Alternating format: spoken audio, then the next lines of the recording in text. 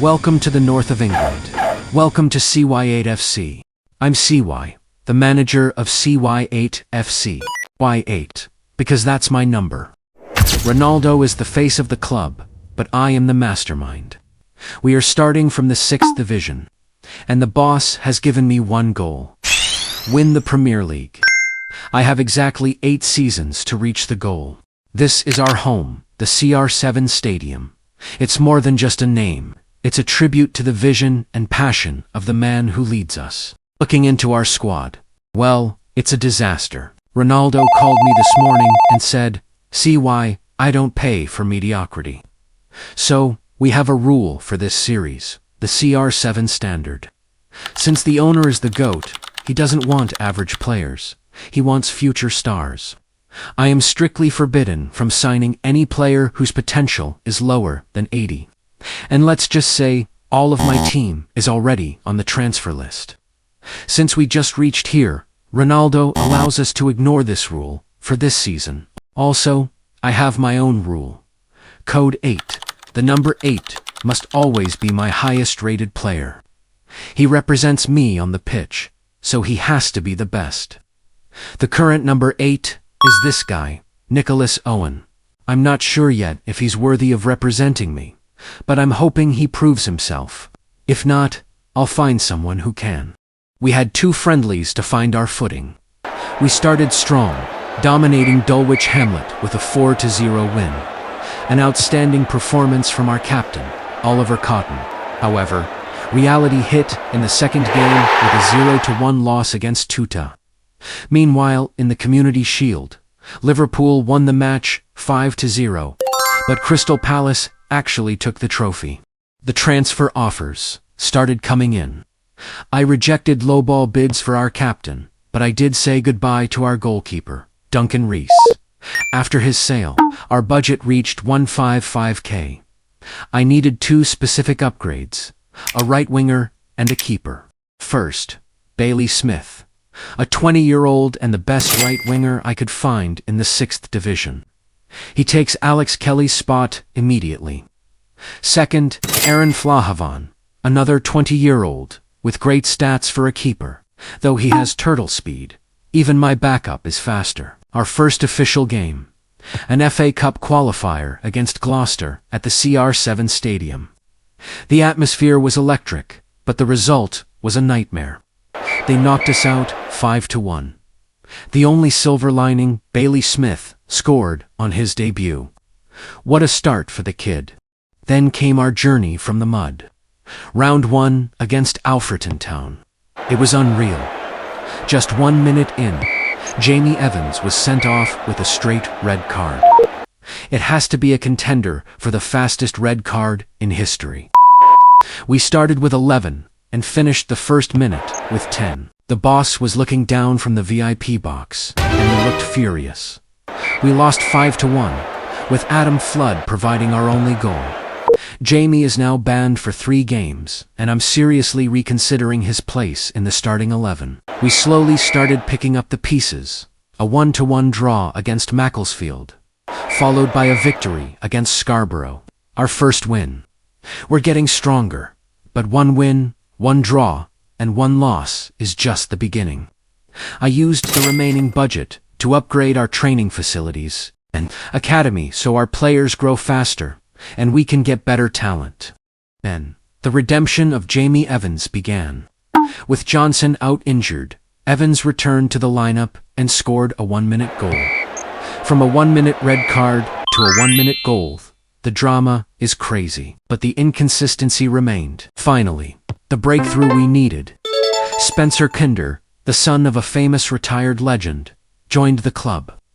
He instantly became our highest traded player with the highest potential. The losing streak ends now. On his debut, Kinder scored. Another one, but denied by the keeper. Futcher scores. Then, a last-minute counter-attack goal. Kinder almost scored a hat-trick in his first appearance. Since Kinder arrived, we haven't lost a game. He is carrying this team on his back, and I hope this momentum never stops. Bad news. The honeymoon phase is over. We have officially suffered our first loss since Spencer Kinder joined the squad. To be fair, we were up against Chorley, and they are sitting comfortably at the top of the league for a reason. They have the best players in the division, including 2 strikers currently dominating the top scorers board. But it's not just one. The losing streak is continuing, and I'm starting to wonder what is going on with this squad. Why are my players being so aggressive? I can't believe my eyes right now. With the discipline failing, I'm looking to the market to shake things up. I received an offer from Leyton Orient for our left back, Jonathan. I've decided to pull the trigger and go through with the deal. I already have Lee Venables ready to step in and replace him in that position. Our squad was way too heavy on the left side. We had 4 left wingers, all fighting for the same spot, which meant some of them were just rotting on the bench. Futcher is our undisputed starter, so his job is safe. But as for the other 3, Crowley, Mosley, and Wixon, we need to decide. I have made my decision to sell Steve Wixon. He is the oldest, the most expensive, and frankly, he's had the poorest performance of the season, compared to the others. With Wixon sold, our transfer budget is back up to 148k, and I'm heading straight back into the market.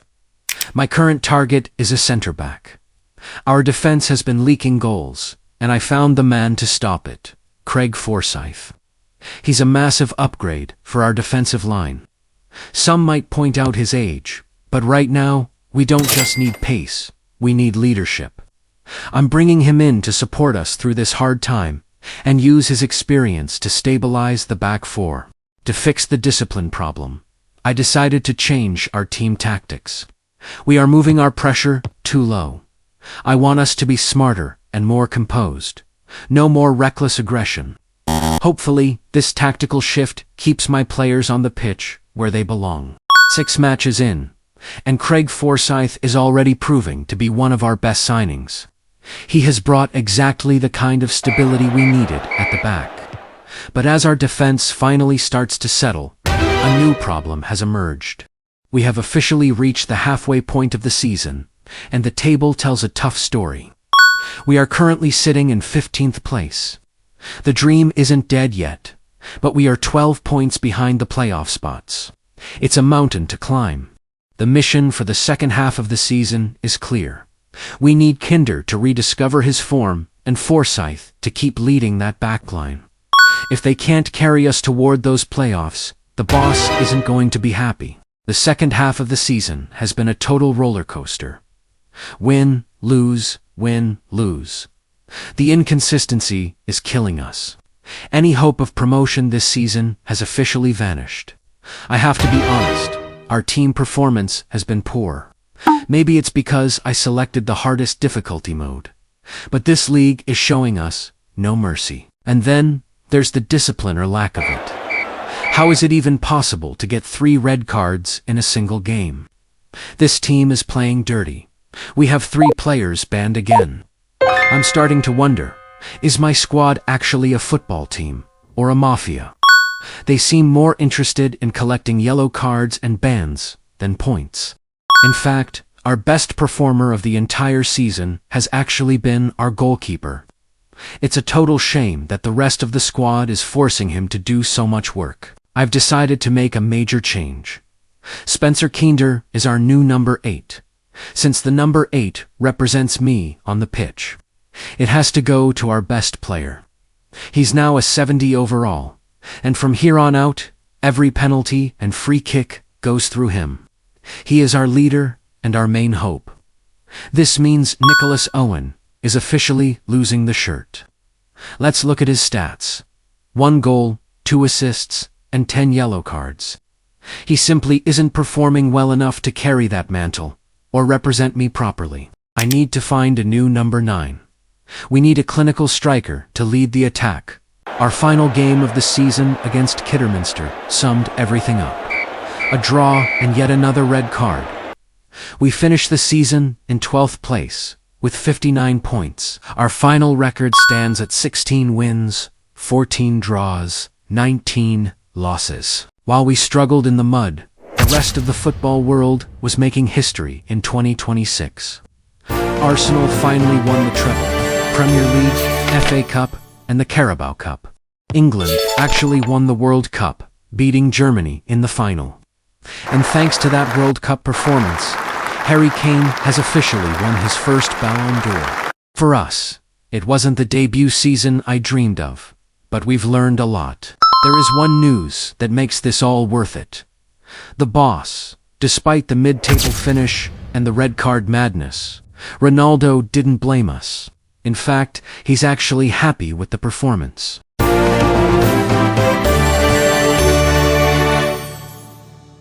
Welcome to Season 2. Our goal is to win the Premier League in 8 seasons. But after the disaster in Season 1, we are still stuck in the 6th division. We have 7 seasons left, and the critics are already calling this project a total failure and a waste of money. I showed the headlines to the boss. He didn't yell.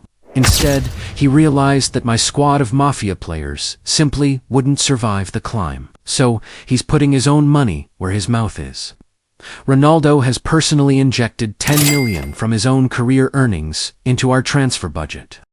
But it's not a gift. It's a warning. If you still don't get promoted with this, don't bother coming back to the office. The boss gave me the gold. Now, I have to give him the trophy. In our previous episode, my top priority is finding a new number 9.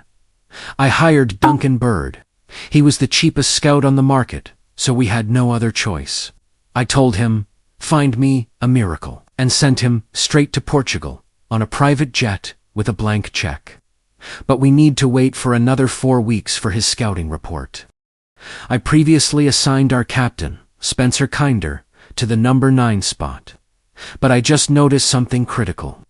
He is actually an attacking midfielder. No wonder he had so many assists last season. He's a playmaker, not a finisher. As we begin the season, we've promoted Sam Ellis from the youth academy. Somehow, this kid has a better rating than Verhaven, so he's taking the starting goalkeeper spot immediately.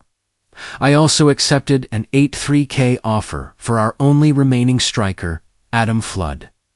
As of this moment, CY8 FC has 0 strikers. Kinder will have to fill in at the top for a few more weeks until Duncan's report comes back. Before the games began, I received a call from the boss. He forced my hand, demanding me to sign 2 specific wonder kids to overhaul the defense.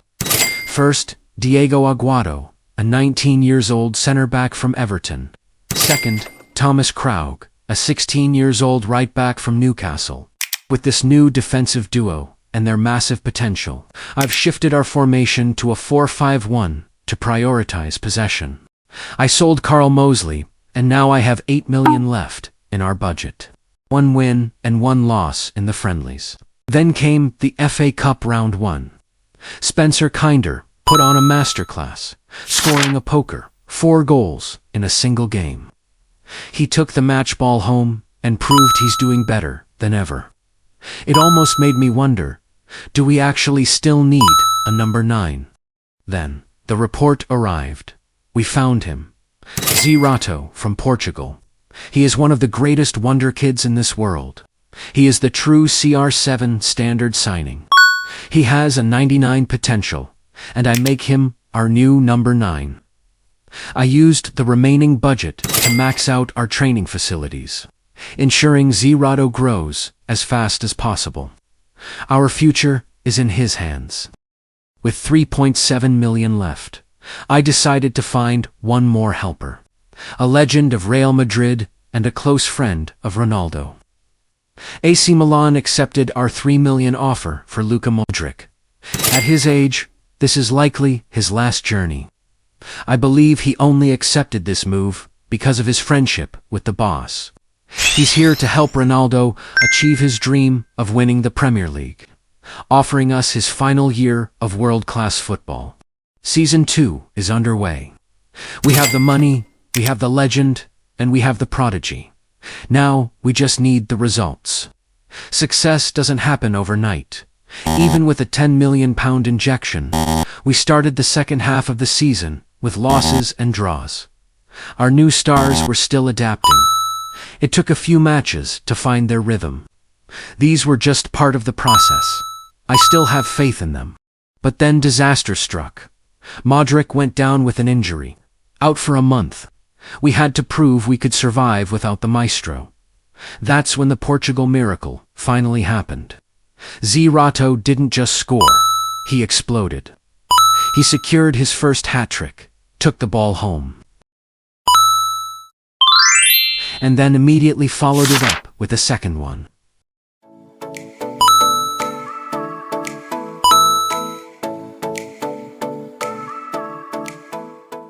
To climb to the top of the goal-scorer leaderboard. Now, with Modric's return, we will only get stronger. The miracle again. The fans will never forget. CY8 scored 5 goals in a single game against Macclesfield.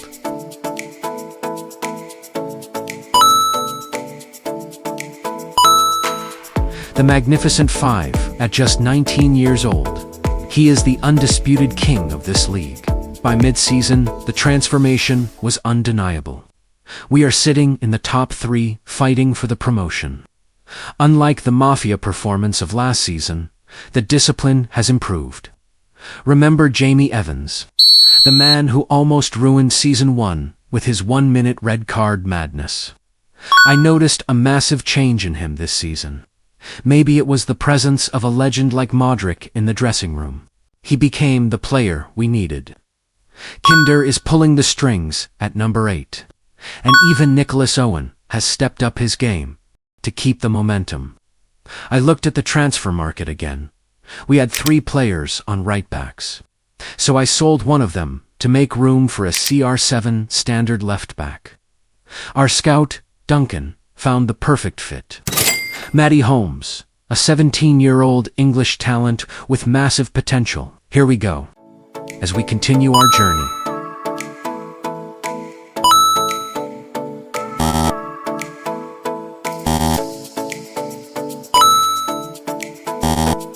CY8 became a scoring machine, with 31 goals in 28 games. The boss called me CY. This kid is special. He reminds me of a young boy from Madeira. Don't break him. A viral video of the team boosted our morale to an all-time high.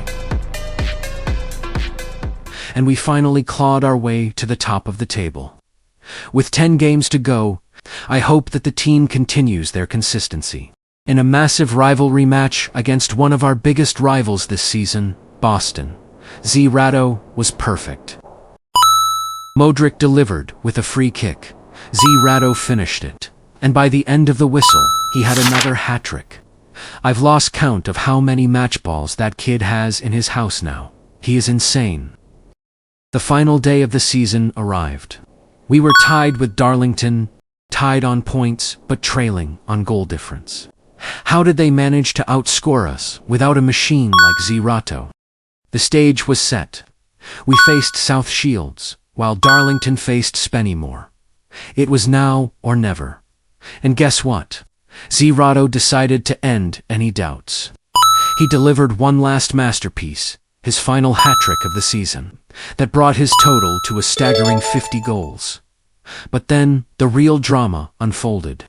Darlington lost 2-3, and that means we leapfrogged them on the final day to become the champion of the North National League with 102 points. But the job wasn't done. To prove we were the best in the country, we had one final hurdle, a showdown against Worthing, the champions of the South, for the National League trophy. Disaster struck before the whistle even blew. No CY8, no Owen. They were out for the biggest game of the season. Our 50-goal striker was forced to watch from the stands. The critics were laughing again. Ronaldo's team is a one-man show. But they forgot we had a legend. Modric took the armband, looked at Kinder, and said one thing: finish this. The final game of Modric's legendary career. At an 80 rating, he was our North Star, guiding a squad of youngsters into the biggest match of their lives. What followed was pure dominance. We didn't just play, we commanded the pitch. Spencer Kinder smashed in a brilliant hat-trick to fill the void left by CY8 and Modric. He was everywhere. He dictated the tempo, fought for every ball, and capped off his career by scoring a clinical penalty. He walked off the pitch as the man of the match, the perfect ending to a perfect career. With sweat, tears, and total heart, we did it. We won the league trophy. We've given the boss his first trophy, and for the first time, Ronaldo is truly happy with what he sees. One trophy in the cabinet, the climb to the Premier League continues. This is the start of Season 3, and the landscape has changed. We are officially in the 5th division, and we have won our first club trophy in the last season. But we've lost our leader. Luka Modric has retired, leaving a massive hole in our midfield. Darren Nauer has just been promoted, and with an 82 potential, can he become Modric's successor? To fund the next era of CY8 FC, I had to make a ruthless decision. I accepted a $105,000 offer for Fabian Jones, but the real shocker was Diego Aguado. He's our wonder kid center back, but Girona came in with a massive $7.8 million offer. With Craig Forsyth becoming older and probably entering his final season, I realized that selling Aguado would allow us to completely rebuild the defensive line. For Season 3, my priority was simple: find a world-class right-winger and fix the defense. Bailey Smith from Season 1 is not good enough for us to win the Premier League. That's when Ronaldo stepped in. He didn't give me a scout report, he handed me his phone. There was only one contact on the screen. Leo. Ronaldo's words were simple. I'm tired of the debate. I want the world to see what happens when we play together. Bring him home. The most impossible transfer in a football history just happened. At 40 years old, Lionel Messi has signed for CY8 FC in the English 5th division. Here we go. He might not be the fastest anymore with his rating dropping to a 78, but his vision is still perfect. The two GOATs are finally on the same side. One day I heard rumors. Real Madrid were planning to loan out a young defender, maybe even sell. I didn't wait. Before any big club could react, I made my move. Here we go. A center-back wonder kid from Real Madrid, Ismael Dominguez. He's only 17 years old, already a 74 overall, and he can play both center-back and left-back. Real Madrid might have overlooked him, but that mistake just became my biggest win. Then I got a call from Messi. He knew our defense was still a work in progress, and he suggested an Argentinian kid he's been watching. Last season, Ronaldo's wonder kid duo saved us. This season, I'm trusting the other GOAT. Here we go. Welcome to the club, Fran Rojas, an 18-year-old center-back favored by Messi himself. At the same time, Duncan Bird is back on a plane to Portugal to seek out more miracles. Another 4 weeks to wait for his report. But with Messi and Ronaldo leading this squad, I'm not just looking for a good season. I'm looking for total dominance. The target is EFL League 2. The GOATs are united. Let's make history. Season 3 started with the familiar rhythm of the pre-season. 1 win and 1 loss. Then, the transfer window went nuclear. Watford came in with a staggering $18.2 million offer for Zerato. His potential is clearly no secret anymore, but I didn't even hesitate. I reject them. We are building a legacy, not a bank account. After a draw in our 5th division opener, Duncan Bird delivered yet again. I don't know what this man is eating in Portugal, but he found another 99 potential miracle, Marcelino Mira. A 16-year-old defensive midfielder, the 69 overall. He is the anchor we've been waiting for. Here we go. After 18 games, the stats were clinical. 11 wins, 5 draws, and only 2 losses. Those 2 defeats only happened because we were hit by a double whammy. A Zerato injury and a viral outbreak that sidelined half the squad. Girona came in with another aggressive offer for Ismael Dominguez, but I stood firm. He is not for sale. He's one of our brightest talents, and he's not going anywhere. By mid-season, we were sitting pretty at the top of the table. The 5th division is a different beast. The hat tricks don't come as easy as they did last year, but Zerrato is still a nightmare for defenders. Meanwhile, Lionel Messi is defying age with a season full of goals and assists. Spencer Kinder is finally evolving into the ultimate playmaker, racking up 12 assists. But as we dominated, the league grew desperate. Every opposing coach had the same tactical plan: stop Messi at all costs. They weren't playing football anymore. They were playing a game of hunt the goat. After weeks of constant shirt pulling, ankle clipping, and triple teaming, the frustration finally boiled over. After one too many dirty challenges, Leo finally snapped. He saw a straight red card, not because he lost his skill, but because he lost his patience with their anti-football tactics.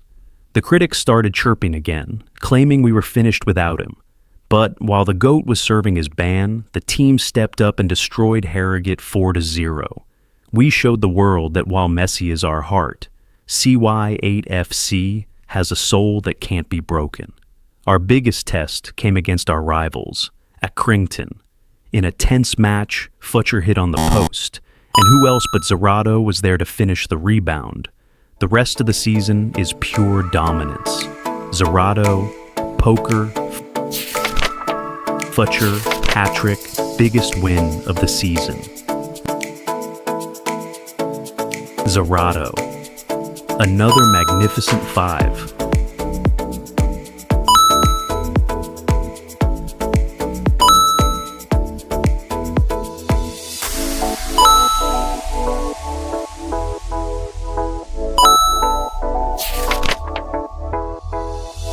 One final hat trick from Zerrato.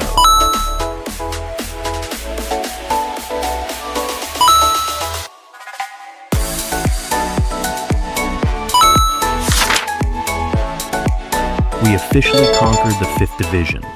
We've won the 2nd trophy in the club's history. The boss is absolutely ecstatic. But the biggest news isn't the trophy. It's Leo. At 40 years old, Messi played the entire season with 0 injuries and incredible consistency. And the legend isn't done yet. He has officially confirmed he is not retiring. He stays for another season. Our final match against Gateshead was an emotional one. I gave Craig Forsyth the captain's armband and a place in the starting 11 for what was likely the final game of his career. Even Messi showed the ultimate respect to the veteran leader. We finished with a 3-1 win, a fitting end to a legendary servant's time on the pitch. We finished the season with 105 points and total domination. Zerrato, the top goal scorer of the league. Kinder is also on the playmaker leaderboard. The new Portugal miracle, Mira, also performed well. As well as Sam Ellis, our academy graduate goalkeeper. He's the reason our losses didn't turn into 10. As we head into EFL League 2, the fire is only getting hotter. Zerrato has even been seen practicing his goal celebrations in front of the mirror. He knows he's destined for the golden boot in the future. While we were conquering the 5th division, the giants of the world were battling for glory. Liverpool proved their dominance by lifting the Carabao Cup and the Champions League trophy. But their dreams of a quadruple were halted by Manchester City, who won both the Premier League and the FA Cup. It was a clash of titans in the FA Cup final, with City edging out Liverpool 1-0 to secure the double. With that incredible performance, Erling Haaland officially stands at the top of the mountain, winning his first ever Ballon d'Or. But as new stars rise, the legends are saying goodbye. This season marks the end of an era as some of the greatest to ever play the game have officially retired. Benzi, the 2022 Ballon d'Or winner, the man who once scored 5 goals in 9 minutes, and the king of assist. The pitch is going to feel a lot emptier without them. However, the saddest news came from the international stage. Our boss, Cristiano Ronaldo, watched his beloved Portugal reach two major finals, the Nations League and the Euro Cup, only to face double heartbreak. They were defeated 3-2 by Spain in the Nations League, fueled by the magic of Lamine Yamal. Then, the Euro Cup final saw them fall 1-0 to a terrifying French super-attacking squad. France was simply unstoppable.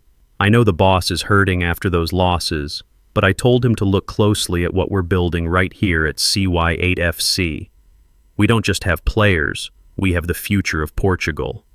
With Zerato, our clinical scoring machine, and Marcelino Mira, the anchor of our squad, both having the elite 99 potential. The message is clear.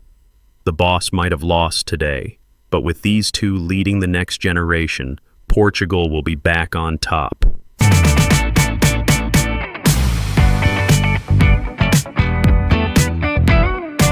Welcome to Season 4 of CY8 FC. We are halfway through our mission: win the Premier League in 8 seasons. We've just entered EFL League 2, the 4th division of England. Carrying to trophies from our past 2 seasons, this is where the climb gets real. With legends like Messi and prodigies like Zerato and Marcelino Mira, the goal isn't just promotion, it's total domination. Going into the season, I had one priority: find a left winger.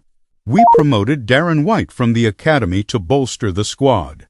Our current highest-rated player remained our number 8. Spencer Kinder and the forgotten Real Madrid wonderkid, Ismail Dominguez. The season started with an incredible 11-game unbeaten run. But behind the scenes, a legend was fading. At 41 years old, Lionel Messi's physical strength is finally catching up to him. His rating dropped to a 72, and though the captain's role bumped him to a 73, his form began to dip. It was the hardest decision I've ever had to make, but for the good of the club. I handed the captain's armband back to Spencer Kinder and I benched Messi. The fans were divided. Some said it was the right call, others said I just disrespected a legend. And in that moment, I started to wonder, did I just lose the dressing room? And then, my phone rang. The boss, he just said one thing: CY, if you bench a legend, you better win without him. Then he hung up. No second chances, no explanations, just pressure. But football doesn't wait for emotions. While the spotlight was on Messi, the originals from Season 1 stepped out of the shadows. Jack Hughes, who worked silently for years, became our assist machine, surprising everyone with an incredible number of assists. Futcher proved he's still elite by smashing in a hat-trick when we needed it most. And Oliver Cotton, our very first captain, helped us cross the 100-point mark with a vintage performance against Exeter. It's a reminder, this club isn't just built on wonder kids. It's built on survivors from the mud. At the round of 20 in the league, Zerato finally secured his first hat-trick this season, but he got a red card at the same time. By midseason, we were a machine. 23 wins, 3 draws, and 0 losses. Then came the transfer window. I saw a massive offer. My first thought, Girona. Again. They've been circling our backline like vultures for the last few seasons, and I thought they were coming back for seconds. But then, I looked closer and realized it wasn't actually Girona, it was Stevenage. I'm not even kidding, their logos look so similar I almost fell for it. Once the confusion cleared, I decided the deal was too good to ignore. I accepted the deal for Matty Holmes, trusting our newly promoted academy star, Darren White, to step up and take over the left-back position. Then everything changed. Imagine looking up at the VIP box of the CR7 stadium and seeing Spider-Man himself. That's right, Tom Holland showed up to watch us play. CY8 FC went viral overnight. He's the first of many celebrities coming to see the Ronaldo revolution. The Hollywood effect was real. Ticket sales skyrocketed, and for a moment, CY8 FC was the most famous club in the world. For the first time, this club felt big. Remember my priority this season? With the financial boost, I sent Duncan Bird to Brazil. This is the land that gave us legends like Pele, the 3-time World Cup winner, Ronaldo the alien, Ronaldinho the dribble master, and Neymar the uncrowned king. It's a true factory of talent, where the iconic Brazilian samba football was born. He found us a 68 traded winger named Guilherme Moraes. They're calling him the next Ronaldinho. And with his ability to play both wings, our squad finally felt complete. Here we go. Reality hit in the FA Cup third round against Bournemouth. They are a Premier League club, and we felt the gap, losing the match. Then, the unthinkable happened. Our superstar, CY8, went down with a 1-month injury. I have to take the blame for this one. I'd used him too frequently, starting him in every single match, and his body finally gave out. For the first time this season, we were forced to step onto the pitch without our best player. It was a wake-up call. Ronaldo had actually warned me about this in the past, and seeing the team struggle without our 50-goal machine made it clear.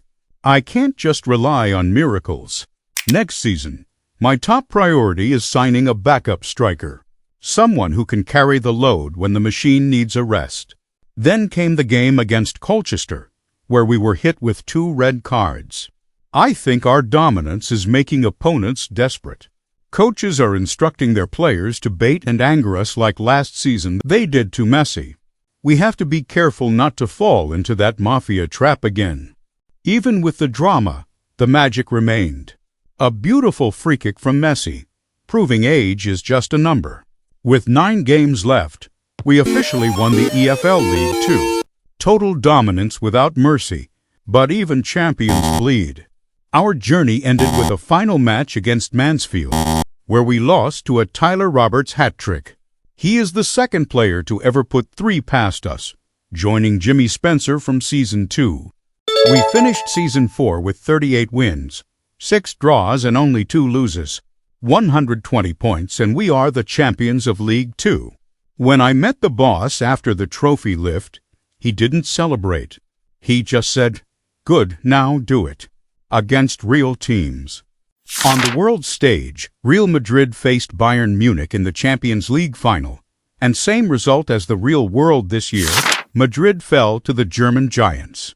And just when I thought the Messi story was over, he's 42, he's lost his pace. But Lionel Messi refused to say goodbye. Next season, Messi isn't just a player, he's the spiritual leader. 3 seasons, 3 trophies. We are now heading into EFL League 1. This is Season 5. This was the year everything changed. We became a scoring machine. We faced betrayal. And we started to turn the football world upside down. We are now in EFL League 1, just 3 tiers away from the Premier League. And for the past 3 seasons, we haven't just won. We've dominated. The season didn't start on the pitch. It started with a phone call. Napoli came in with an $80 million offer for CY8, our 50-goal machine. They wanted him desperately. Most clubs would hesitate, but I didn't even blink. CY8 is the future of this club. He is not for sale until we lift the Premier League trophy. At 78 overall with 96 shooting, he's not a striker. He's a cheat code. Then Ronaldo just said, "Good, because if you sold him, I would have sold you." But success comes with sacrifice. The originals continued to disperse. I had to make the tough call to sell Jack Hughes. He was incredible for us last season, but he had reached his ceiling. At the top, Kinder and CY8 now lead the team, both having 78 overall. The league season began, and honestly, it felt like we were playing a different sport. First match, the 2-0 versus Plymouth. 7-1 versus Leyton Orient. 7-1 versus Walsall.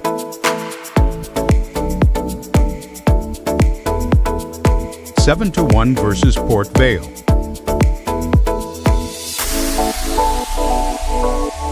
We were scoring 7 goals a game like it was a training drill. We weren't playing football. We were destroying teams. By game 11, Zerato hit an 80 overall. He's growing at a terrifying rate.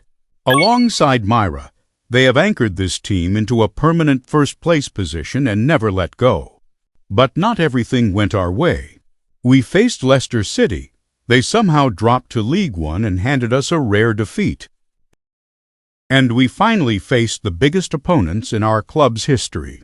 Liverpool knocked us out of the Carabao Cup. But one moment stood out. Fran Rojas, the kid Messi personally recommended, scored against them. Chelsea beat us 2-1 in the FA Cup. A message to the world. We can compete with the giants. But the real pain didn't come from the scoreline. It came from the dressing room. Thomas Krog, our star right back, wanted out. Bournemouth came calling. He said he didn't want to wait 2 years for Premier League football. So I let him go without arguing. But I just told him one thing. Remember this moment. When Krog left, something changed. We stopped being a team chasing a dream. We became a team with something to prove. Later that night, the boss called me. I thought he'd be angry, but he just said, "The ones who leave early never understand the ending." With Krog gone and Messi's rating dropping to a 64, I needed reinforcements. I called Duncan Bird, but he was on holiday in Spain. It didn't matter. I gave him one mission. Find me the players, and you are free next year. And he didn't hesitate. 1 week later, the report was ready. First, Roberto Villa, an 18-year-old right-back from Spain, to replace the traitor Krog. Second, Abraham Revilla, a 20-year-old striker from Spain. Finally, the backup for Zerato we've needed since last season. Messi also called in another favor from Argentina. He recommended Oscar Heredia, a 17-year-old winger with a 72 overall. Another Argentine wonder kid. Now, this squad is different. 299 potential Portuguese stars and the 2 Argentinian wonder kids. With CR7 and Messi mentoring them, this might be the most underrated squad on the planet. By midseason, we are on top of the table with 19 wins, 1 draw and 3 loses. Zerato is the current top scorer with 23 goals, while Kinder and Myra each provide 14 and 13 of assists. Everything was clicking. Then came the second half of the season, and it was pure chaos. We beat Sheffield Wednesday 8-3, with Zerato suspended for a red card. Our new man Revilla stepped up and proved his worth. And finally, in the round of 39 against Huddersfield Town,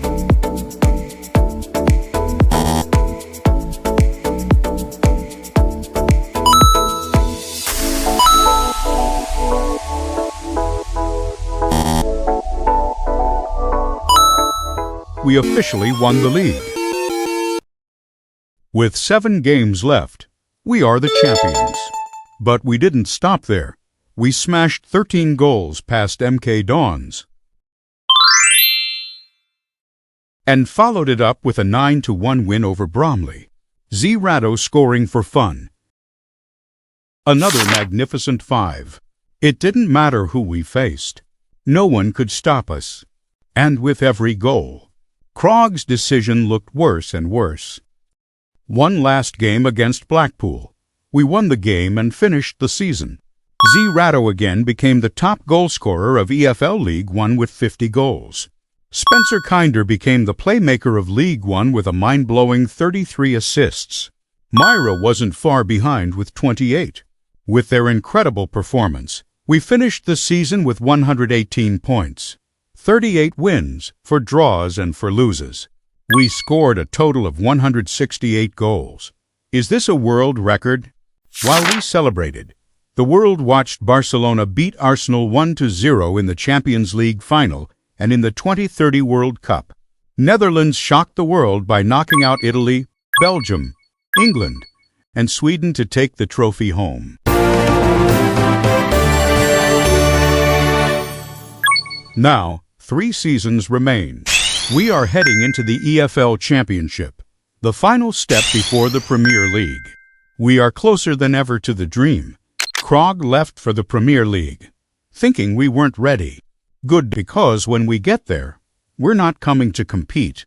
We're coming for him. And after that, We're coming for everyone. This is Season 6, the penultimate step before the dream. We have officially reached the EFL Championship, but this time, it's different. We're not the strongest team on the pitch. In this season, every opponent is having 70 overalls in every position. This season isn't about winning, it's about one question. Can we survive? CY8 is no longer a prospect. He's a force of nature. At 83 overall, he now stands among the top strikers in the world. Borussia Mönchengladbach came in with an $84.8 million offer. It was surely attractive, but my answer, nope. We don't sell the engine when we're this close to the finish line. I also received offers for Nicholas Owen, our original number 8. He's still performing, still fighting, and I've decided he's staying. He is one of the last few witnesses of the original 11 who were there in the mud of Season 1. With our defense looking shaky at left back, I had to find a solution. Since I promised Duncan Bird he was free this year, I hired a new scout, Wesley Coward. I'll be honest, the name had me worried, but Wesley proved he's no coward. He headed to Italy and negotiated like a shark, bringing us a gem from Milan named Olcay Eker, a 17-year-old Turkish prodigy at left back. Here we go. We kicked off the season in the Carabao Cup against Crawley, where Nicholas Owen won man of the match, proving my decision was justified. We kicked off the championship by beating Hull City. But right after the game, the world stopped. Lionel Messi has officially announced his retirement. This will be his last season under the lights of the CR7 Stadium. At the age of 42 and having 53 overall, his role has changed. He became our mascot. But his presence still defines this club. I'll admit it, I underestimated this league. After 9 games, we weren't at the top, we were struggling, barely holding on to the playoffs. Wolves are currently destroying the league on a 9-game win streak and somewhere in the Premier League. Krog was watching, telling the press, "We're not ready." The low points hit hard, and we faced a team who is going to the Premier League next season. And we lost 2-1 against Coventry City.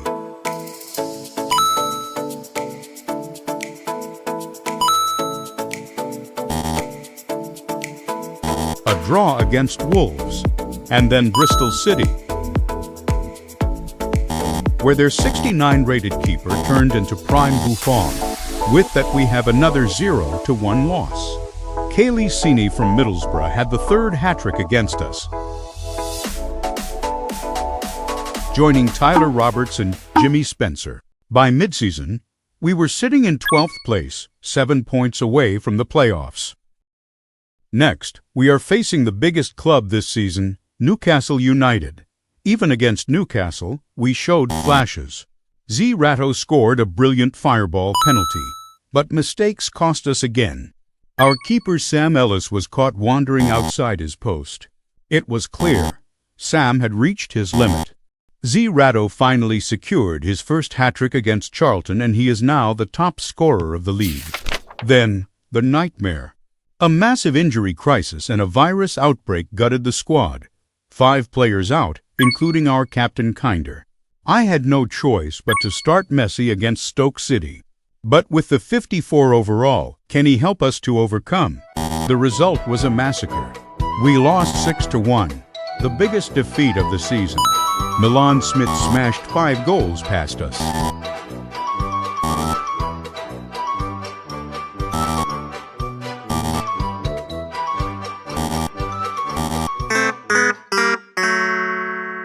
And somewhere in the Premier League.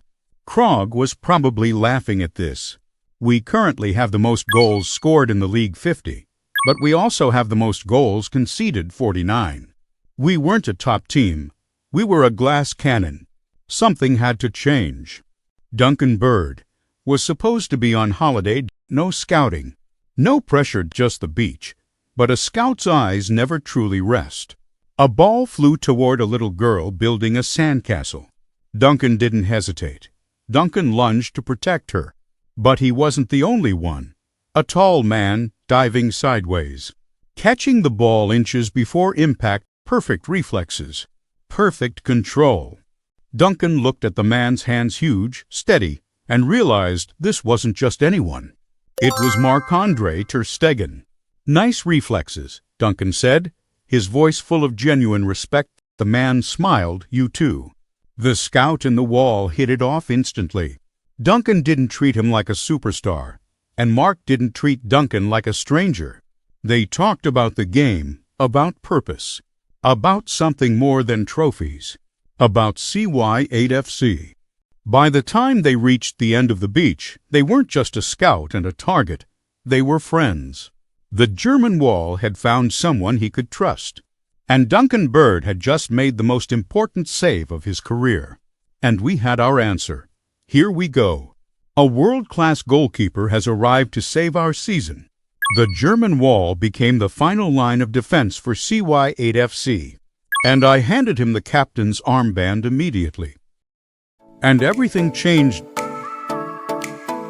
With ter Stegen, the bleeding stopped. The goals stopped leaking.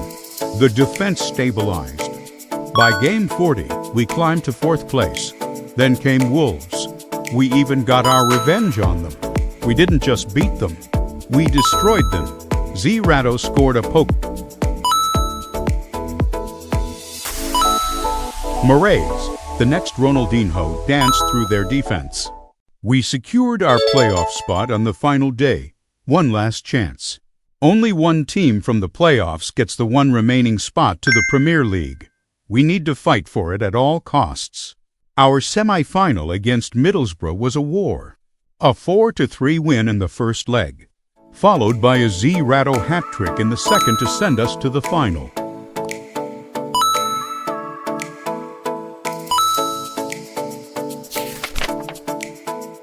Krog said we weren't ready. This is our answer. Our final opponent, Wolves. One last game to end the scandals. But before the match, discipline failed us. Ecker and Dominguez were suspended due to yellow card accumulation. We are out of position, out of options. I had to move Darren Nauer to the left back and put Myra at center back. The whistle blew, and for the first time all season, we looked unstoppable.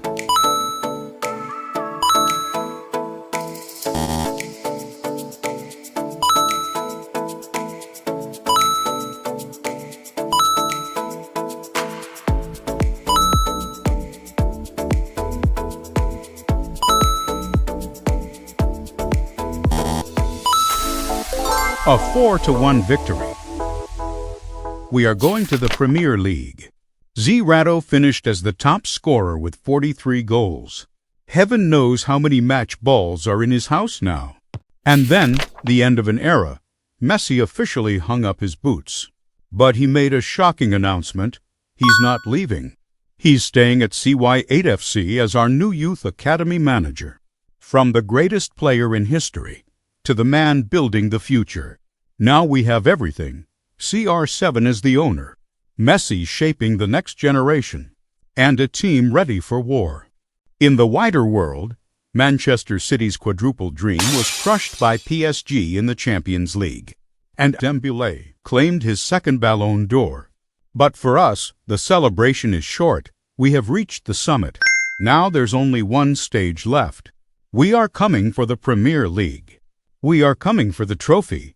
And Thomas Krog, you said we weren't ready, now we're here.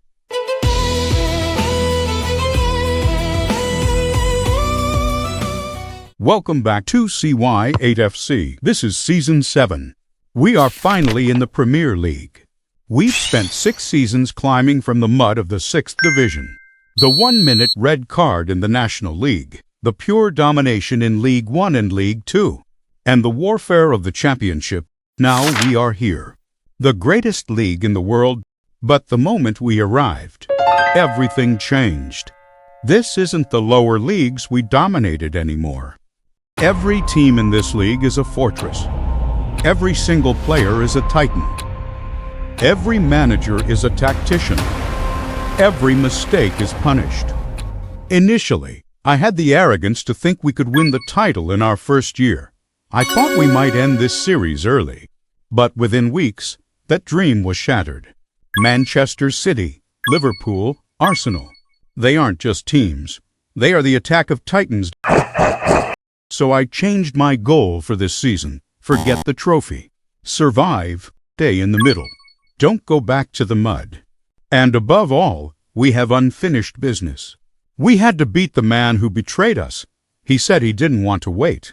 He said we weren't ready, and now we are here in the Premier League to face him.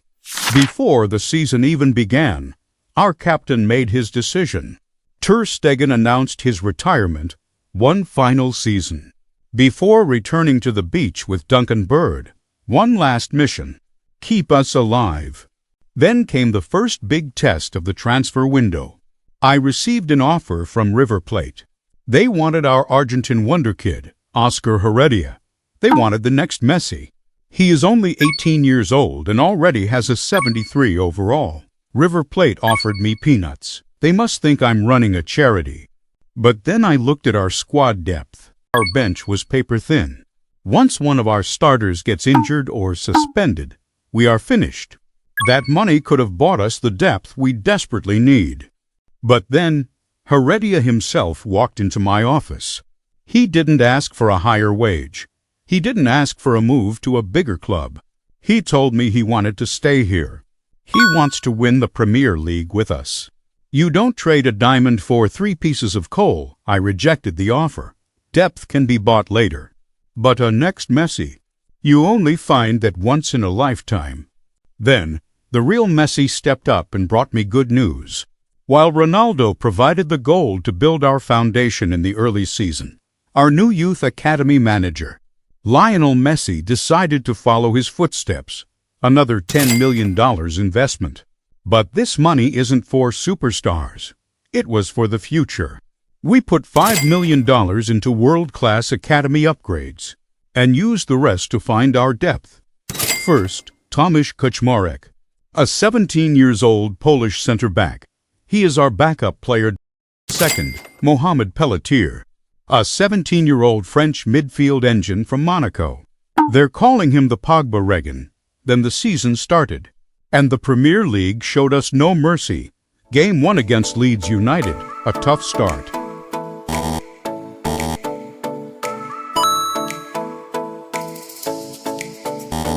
1-1 draw. Game 2 against Fulham.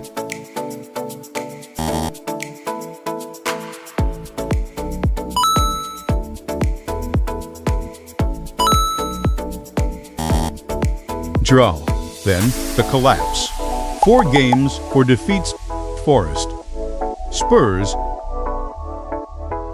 West Ham,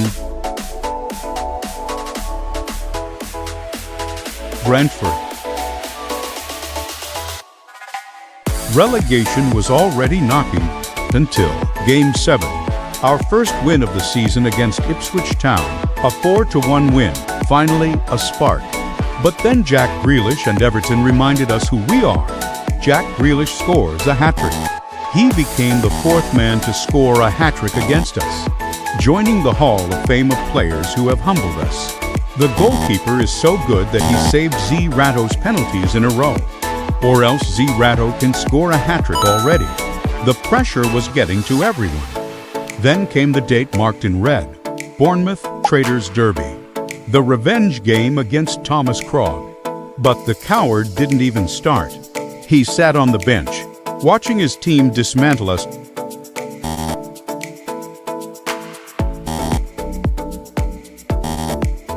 Z-Rato tried his best, but still cannot get past the keeper. Seeing him smile on that bench while we struggled, that hurt more than the relegation zone. The fans were losing it.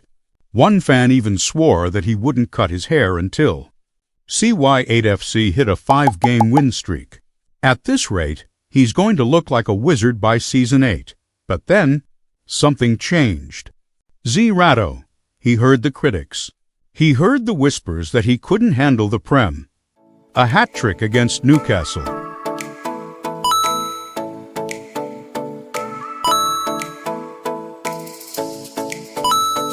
A 2-1 victory against Aston Villa.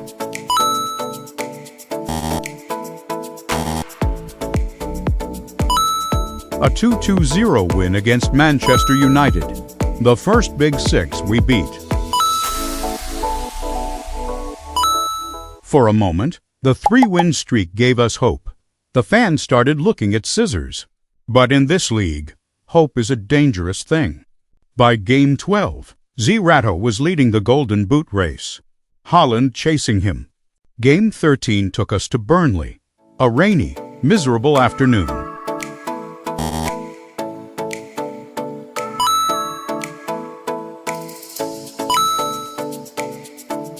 We fought for every inch but came away with a 2-2 draw. The fans' dream of a 5-win streak was dead. He'd have to wait longer. But we didn't stay down. Game 14 against Crystal Palace was a classic. A 3-2 thriller where CY8 secured another hat-trick. I could see it in their eyes.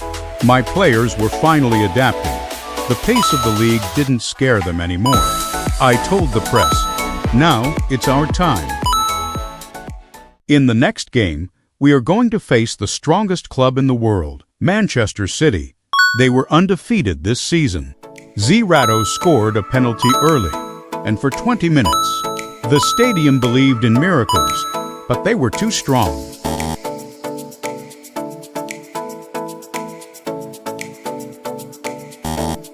A 2-1 loss.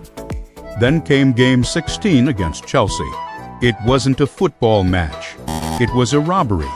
The refereeing was so atrocious that almost my entire squad ended up with yellow cards. We were being targeted. After the game, the locker room was silent, but the parking lot wasn't. The boss was so furious he actually shattered the referee's car windshield.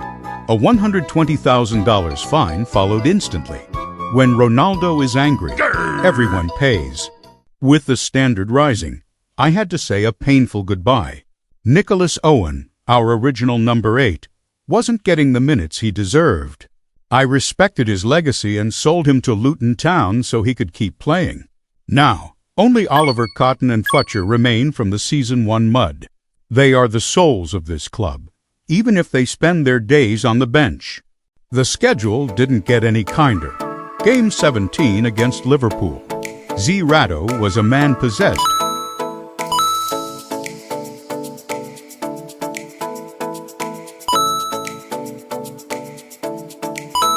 Scoring a poker. But our defense was a sieve. Even with 4 goals from the best striker in England, we couldn't equalize.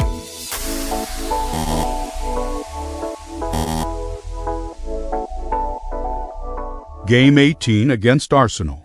They did what they do best, suffocated us. A 2-1 loss. Game 19 against Brighton. A frantic 2-2 draw. By mid-season, the table was a battlefield. We sat in 13th place with only 20 points. 5 wins, 5 draws and 9 losses. We were 4 points behind Bournemouth. Every time we slipped, the cameras cut to Krog. Smiling, watching, waiting for us to fail. Manchester City were dominating without a single loss, while Arsenal were busy bottling the league like usual. Krog thought he made the right choice. He thought we were just guests in this league, but he didn't know what was coming next. Then everything exploded. This is the part the cameras didn't see. The civil war of CY8 FC, our 2 biggest stars. The 2 men who stood side by side. From the mud of the 6th Division to the Premier League were at war. Spencer Kinder, our number 8, finally snapped. He didn't just argue, he attacked. He called CY8 a dictator. He accused him of being a black hole, a selfish ego that sucks the life out of the team, just to feed his own glory. And looking at Kinder's stats, he was right. His ratings had plummeted because CY8 refused to pass. Kinder was playing for the badge. CY8 was playing for the Golden Boot. CY8's response was cold. I am the striker. I score, that's my job. You are the playmaker. You give me the ball, do yours. The quarrel was so massive that not even Ter Stegen could stop the flames. They refused to play together. They refused to speak. Imagine that.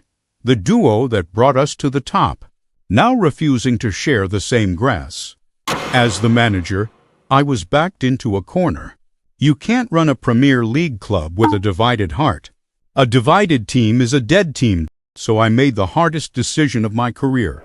Harder than benching Messi. I had no choice. This isn't a playground. This is the Premier League. So I made the call. One of them has to go. I looked at the stats, and I looked at the VIP box where the boss was watching. The choice became cold and clear. I decided to sell Spencer Kinder. Because in football, you can replace a playmaker, but you can't replace goals. I looked at CY8. He has reached 88 overall. He is the best in the business. He is world-class, standing shoulder to shoulder with the top strikers of Europe like Haaland and Mbappé. But more importantly, he is Ronaldo's favorite. You don't sell the man destined for the Ballon d'Or to settle a dressing room argument. This was the hardest goodbye yet. Kinder wasn't just another player. He was our number 8. He was the man who represented me on the pitch since season 1. We climbed the entire English football pyramid together. For the first time in 7 seasons, the number 8 shirt is vacant. The Civil War has ended with a one-way ticket to Germany. Spencer Kinder has left for Stuttgart, far enough away that he won't have to hear the roar of the CR7 stadium. Every time CY8 scores, it was a ruthless move. But the Kings dictate the terms here. After the Kinder decision, Ronaldo didn't say much. He just nodded. That was enough in this club. His silence means approval. We rebuilt the midfield instantly. We brought in Sver Nypan, the 25-year-old Norwegian midfielder. He's technical, he's tireless, and he's exactly the kind of player who doesn't mind doing the dirty work so the superstars can shine. With the Portuguese connection growing, I had one more name on my list. To truly complete the revolution, Bernardo Silva.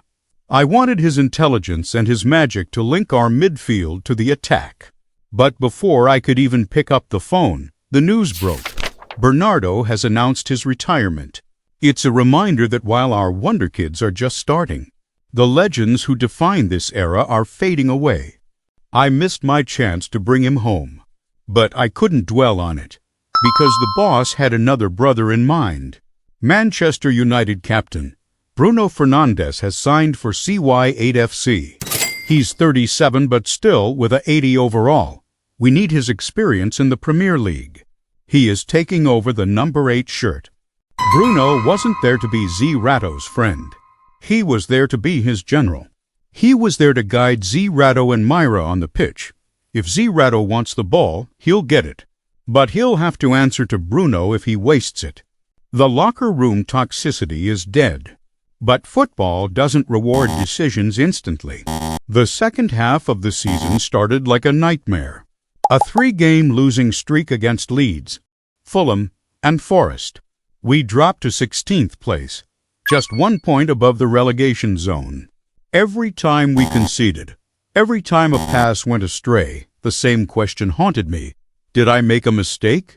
Bruno and Nypan were struggling to adapt to our tactics, and the midfield looked like a puzzle with missing pieces. We couldn't buy a win, drawing and losing against Spurs, West Ham, and Brentford.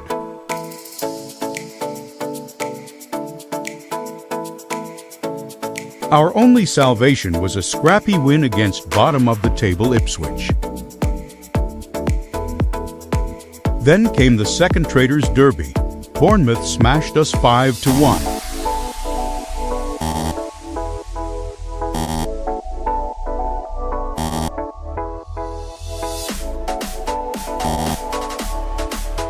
It was a defensive disaster. I'm convinced Thomas Krog was slipping money to his teammates under the table. Next against Newcastle, Woltemade smashed a hat-trick past us in the first half alone. But CY8 fought back with a hat-trick of his own to try and equalize the game.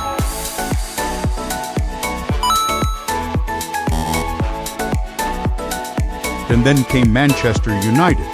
Manchester United put for past us in revenge for stealing their former captain.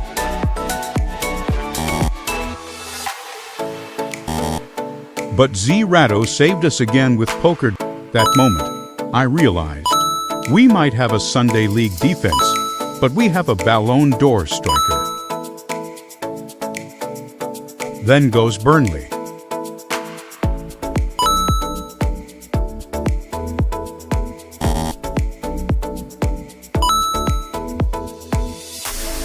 We secured a 2-1 win. Next, we beat Crystal Palace in a goal fest. A ridiculous own goal.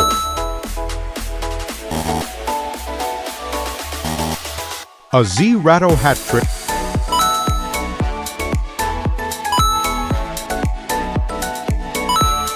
Two beauties from Ismail Dominguez, really unusual for a defender. And then, Manchester City, the ultimate test at our home.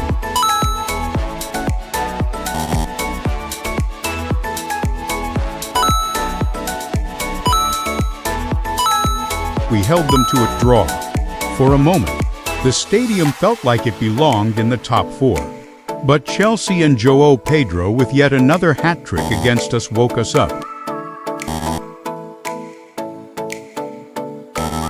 While they celebrated a 4-2 win, Man City was officially crowned Premier League champions. Against Arsenal, we scored in the first minute. But our defense decided to take the rest of the game off. Victor Jaquirs hammered us with a hat-trick.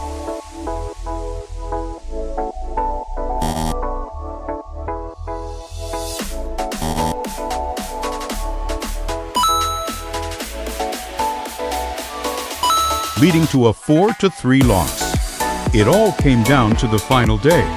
Brighton, win or everything is over. With the weight of the entire 8-season project on their shoulders, the boys delivered.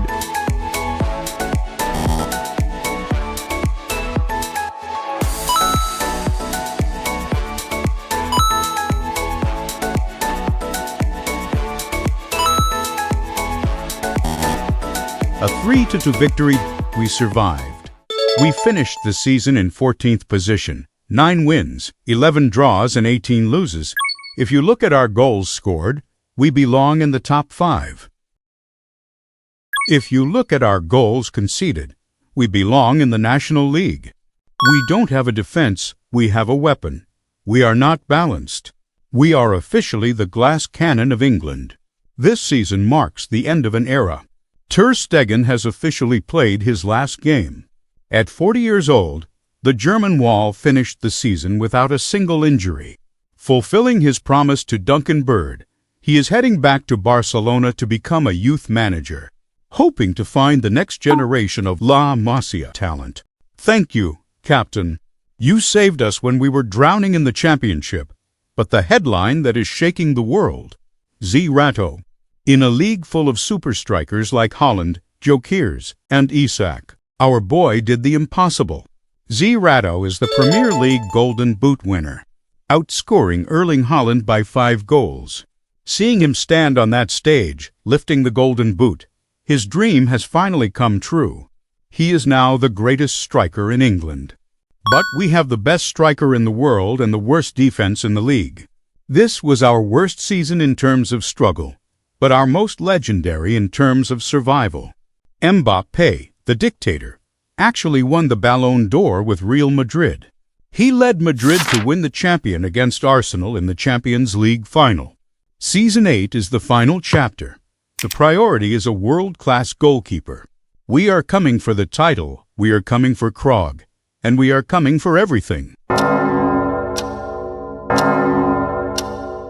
This is Season 8. From day one, the mission was impossible. Win the Premier League trophy in 8 seasons, from the mud to the top of the world. And after the miracle of survival in Season 7, I finally understood something. We weren't ready. Not for a title race.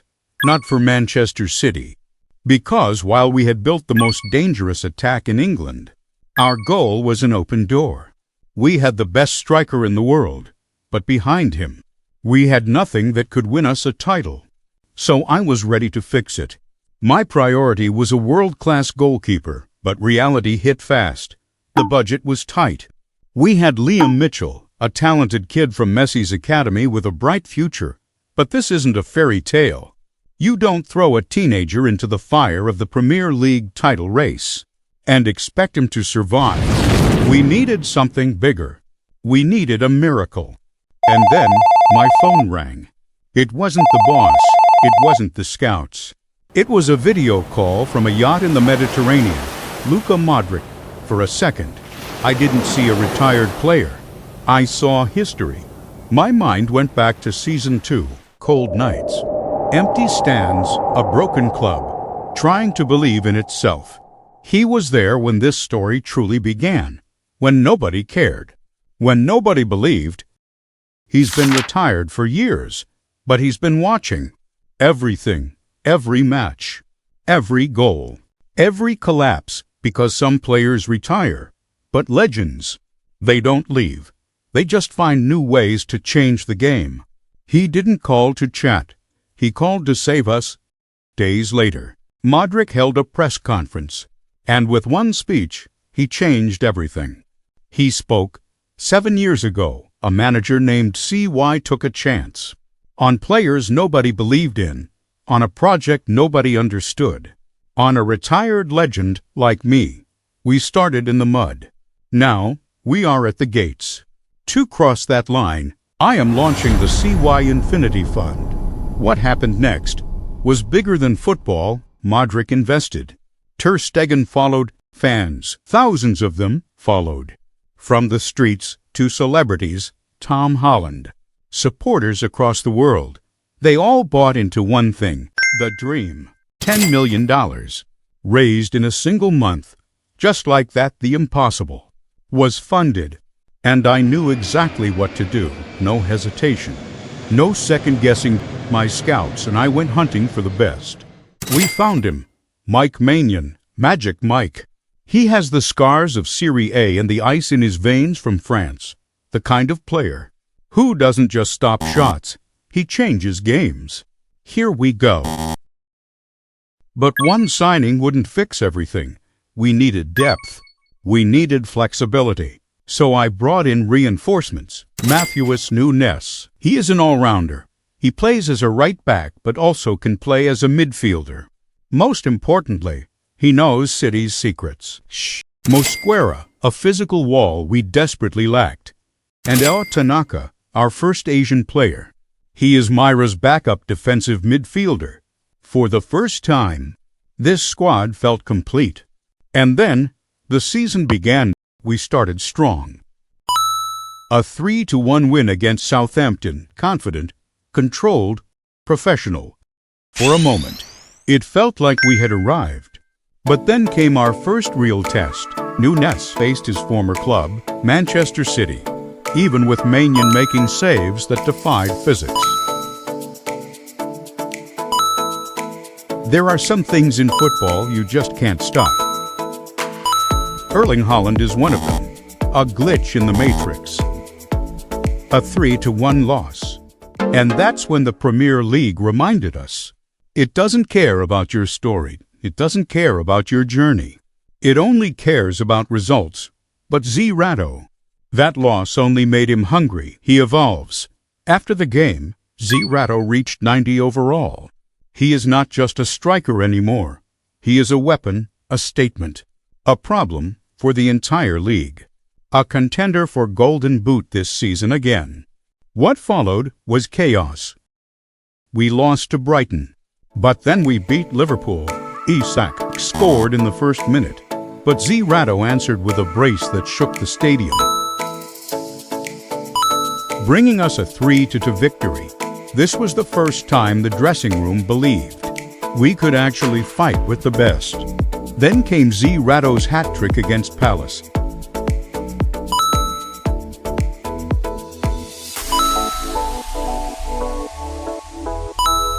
Though our defense let us down for a draw.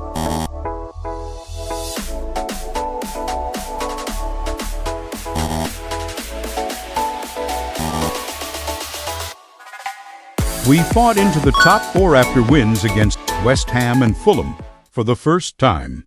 The dream felt real. But then the injuries hit. Myra went down. Tanaka went down. I was forced to shift our tactics and move to a desperate defensive 5-3 formation. By game 10, we had slipped to 7th. The dream was slipping. Then came Wolves, the team we humbled in the championship playoffs 2 years ago. They came back for their revenge, and Toulouse scored a hat-trick past us. A reminder in this league. No one forgets. Then came the Traitors' Derby, the one match. That mattered more than all of them. Bournemouth. Thomas Krog, the traitor, Season 7. He watched us fall. He laughed at us. He believed. We weren't ready. This time, we were. Not from the first whistle. We didn't play football. We made a statement. With CY8's hat-trick,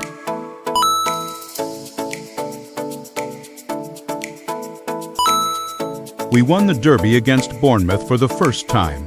We didn't just win, we erased him. I looked at the bench, Krog. His face turning black with defeat was the highlight of the season. That was the moment I knew. Whatever happens this season, we've already won something bigger. But the real magic happened in the Carabao Cup. Manchester City. A silly own goal gave them the lead. This is the first time I know that we can have an assist in own goal. But in the 87th minute penalty, CY8 steps up goal, 3-2. We knocked out the champions. Then, we faced the red side of Manchester.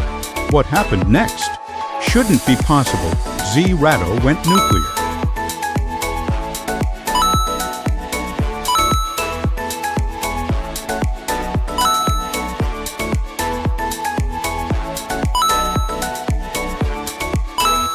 He scored 6 goals against Manchester United. At that moment, the critics stopped. The world was beginning to realize and started saying, he's the best. He's the King of England. Napoli came. They came back with a desperate offer for our king, $131.9 million. They came with $80 million previously, but I rejected the offer. For a second, I looked at that number and thought about it. That money could rebuild everything. With that money, I could have bought Holland. I could have bought Donnarumma. I could have stolen the core players of Manchester City to win the title. But I didn't need to decide what CY8 already did. He didn't want the money. He didn't want the Italian sun. He wanted the trophy here. He stayed. Because some players chase money, others chase legacy. He proved why by scoring another hat-trick against Forest.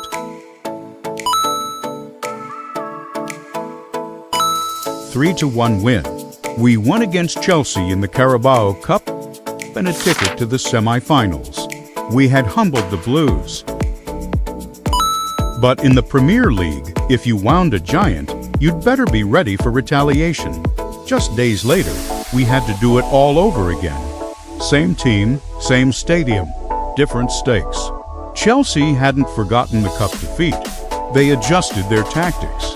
They took their revenge. A 2-1 loss. By mid-season, we are currently in 5th place. This is better than last season when we were fighting to avoid relegation, and now we are fighting for the Premier League trophy. But now the problem is the gap to City was 14 points. Then came the FA Cup. We watched the impossible. While we knocked out Walsall with a 4-1 win, Manchester City were knocked out by Wycombe. Then the second half of the season began. We started strong again with a CY8 hat-trick against Southampton.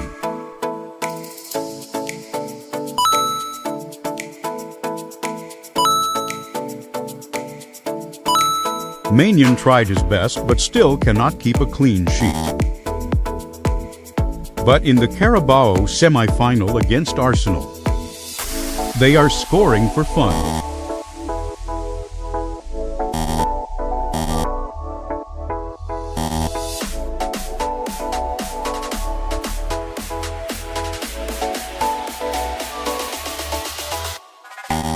Arsenal ended our Carabao dreams, destroying us 9-2 on aggregate. The cup was gone. We had one focus left, the Premier League. After the tiring intensive week of games, Zerato needed a rest, so we had to start Revilla. But our opponent is City, with Holland scoring all 5.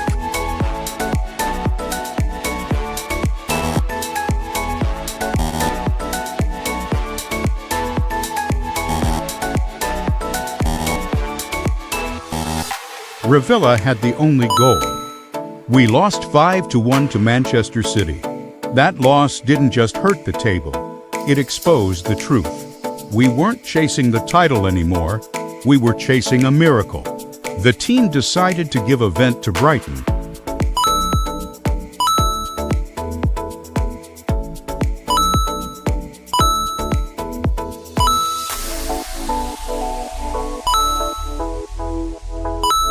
A 5-1 win. Then we lost against Liverpool. I looked at the table. The gap became 20 points. The Premier League trophy was sitting in the Etihad, and the locks were already turning. Then, Crystal Palace. I thought we would win the game.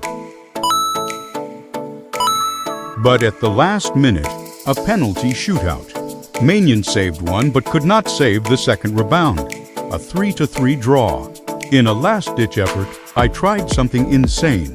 The suicide tactic. A 3-4-3 formation. Full attack. Maximum offensive style. High pressure. It wasn't football. It was a riot. It worked in the first game against West Ham, 3-2 win. Then Fulham, a 3-3 draw. Then came the Brentford game, a 5-3 victory. Goals everywhere. The fans in the CR7 stadium were losing their minds. We were not playing haram ball like Arsenal. But a riot can't last forever. This tactic came with price. Our players were picking up yellow cards like they were souvenirs. Fatigue set in, mistakes and injuries often. Arsenal exposed our high line for a 3-2 loss. Then Everton simply waited for us to tire and picked us apart. A 3-0 defeat. The experiment was over.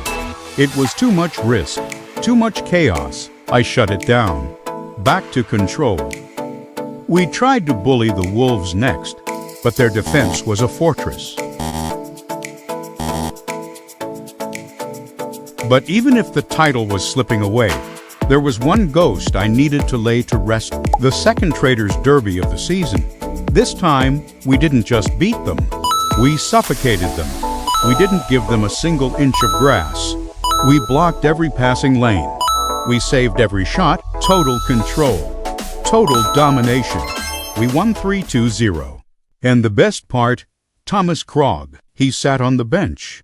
Forced to watch the team he abandoned destroy the team he joined. Krog's face was a mask of misery. He wasn't laughing anymore. He was a man realizing he'd walked away from a legacy to become a footnote. We didn't just beat Bournemouth. We conquered the traitor, and just like that, the ghost was gone. But so was the dream. As the sun set on the Derby, the math finally caught up to us. With 7 games to go, the dream of the Premier League trophy officially died. We couldn't catch City. We were mathematically eliminated. 8 seasons of scouting, training, and fighting. And I had failed the mission from season 1. I walked towards the boss's office. I didn't look at the photos on the walls of CY8 FC's glories. I was ready to be fired. I opened the door. The boss was standing by the window, looking out over the CR7 stadium. Ronaldo didn't yell. He didn't point at the standings. He turned around, walked across the room, and put his hand on my shoulder. He didn't speak like an owner. He spoke like a mentor. CY, look at where we are. You brought this club from the mud of the 6th Division to the Premier League in 7 seasons. You found the future of Portugal. You earned the respect of the world. That is bigger than any piece of silver. That is bigger than a trophy. And I realized he was already satisfied with what I had done. And in that moment, everything changed. This wasn't a failure project. This was evolution. This was a legacy. He gave me one final task. Finish the job. Secure the top 6. Give this club a qualification for Europe competitions. For the next 5 games, 5 straight draws. It was as if the universe decided we had seen enough drama. Sunderland, draw. Manchester United, draw.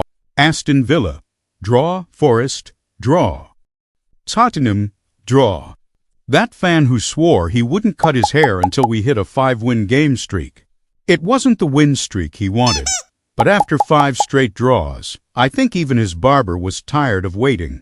We broke the curse against Chelsea. It was a 1-2-0 masterclass from Magic Mike.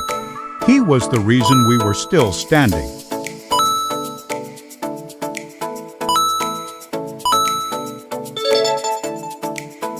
The fight for the top 6 is tough.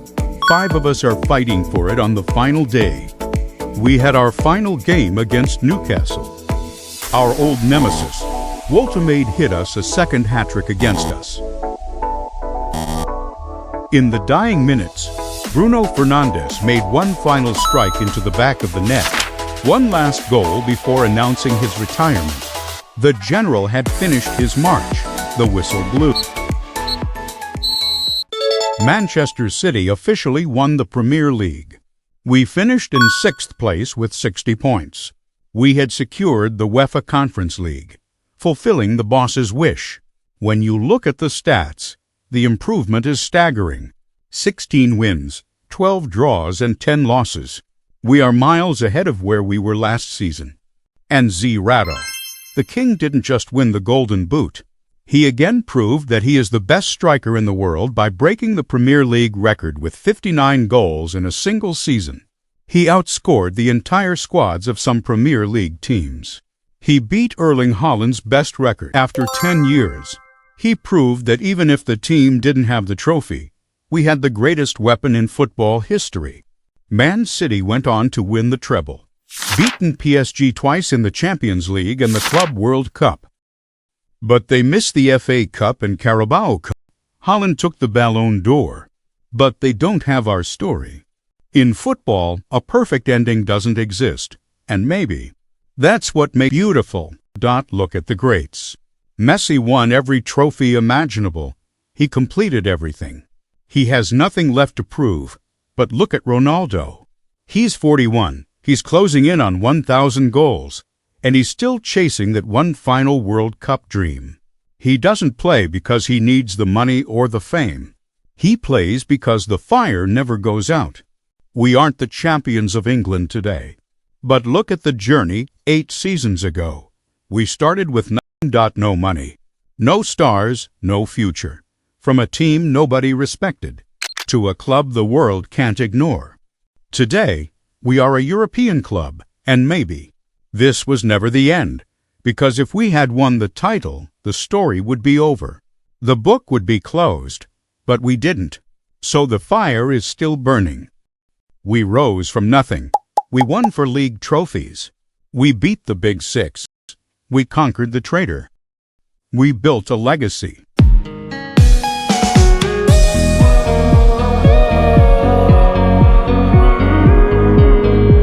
Season 8 was supposed to be the ending. The mission was over. But football doesn't care about scripts, because the closer we got to greatness, the more impossible it became to walk away. This is Season 9. This is the overtime. The mission was to win the Premier League in 8 seasons.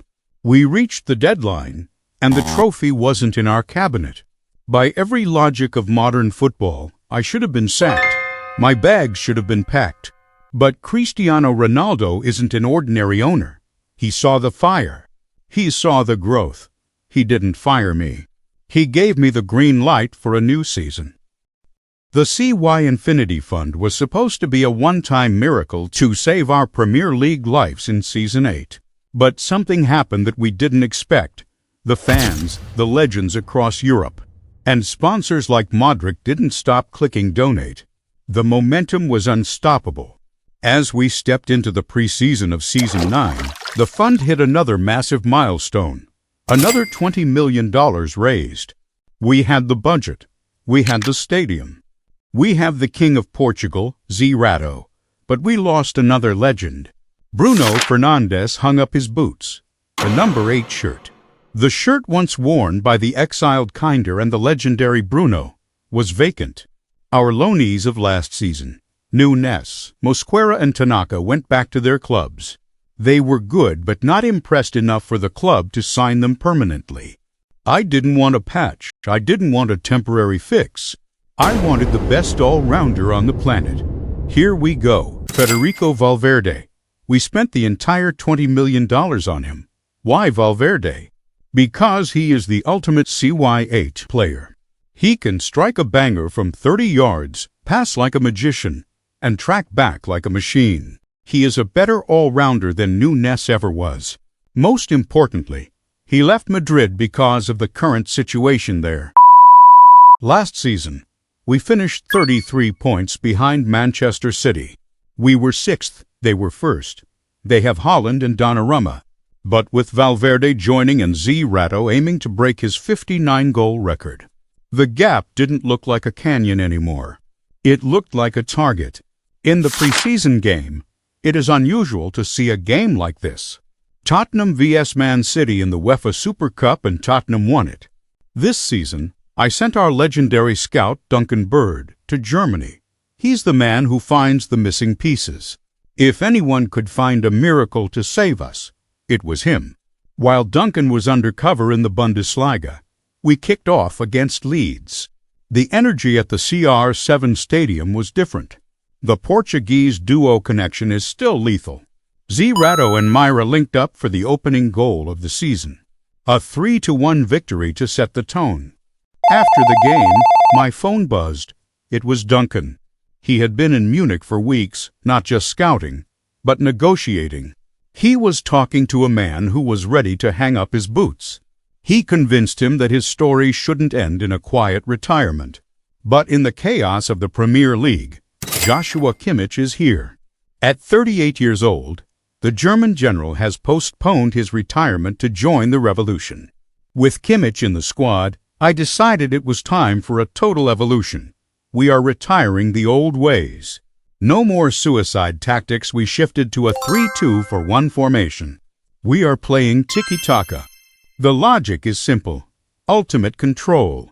By packing the midfield with Kimmich and Valverde, we dictate the tempo.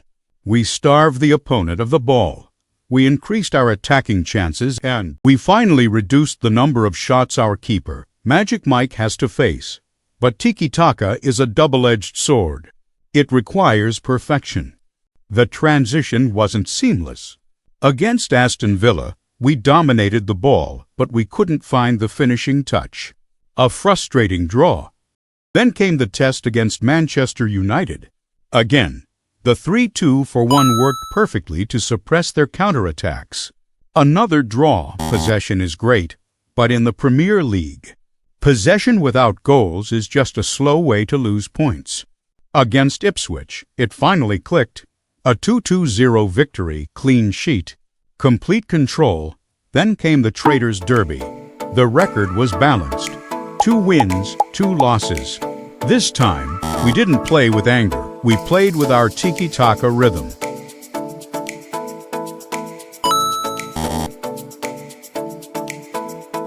It wasn't a blowout. It was a strangulation. We won 2-1. Thomas Krog is no longer a character in our story. He's a footnote. We outgrew the rivalry. We left him in the shadows and focused on the real mountain, City. After dismantling Crystal Palace 3-2-0 and crushing Nottingham Forest 4-0, we hit a milestone that seemed impossible last season. We were tied with Manchester City. Same points, same goal difference.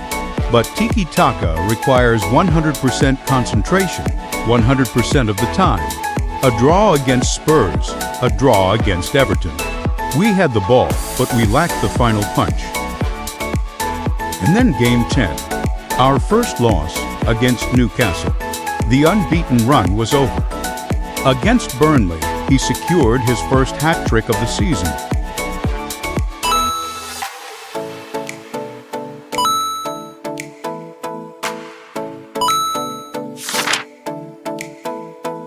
Then, the UEFA Conference League. Wait, what? We are in the UEFA Europa League. I had no idea how we would play here. The journey started with a cold shower, a 1-0 loss to Sporting Braga. Then, the match that could have defined the season, Manchester City. The worst-case scenario happened. CY8 was suspended. Without our king, Valverde stepped up and hammered home his first goal for the club, showing exactly why he's our new number 8. But Holland is inevitable. A brace from the Norwegian gave us a 2-1 loss. If CY8 was on that pitch, the Etihad would have fallen. With an injury crisis looming and the squad depth looking paper-thin, I needed depth. Ben White joined on loan from Arsenal. White is the perfect tactical fit for our 3-2-1. Also, Matasiwa, another loan for backup. Here we go. The impact was instant. Even Liverpool couldn't break us completely. A draw at Anfield kept us alive in the race. A 5-1 demolition of Brest. A 9-2 massacre of Rangers. The highlight was shown on Joshua Kimmich. At 38, he proved class is permanent by scoring a hat-trick from midfield. The German general is showing no signs of slowing down. But the Premier League is relentless. We won against Brentford with a clean sheet. Against Arsenal, with a tired squad, CY8 went nuclear. He smashed a hat-trick in 15 minutes.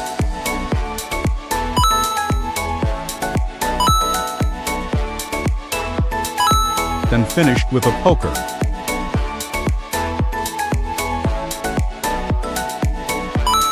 A solid defense from our team too.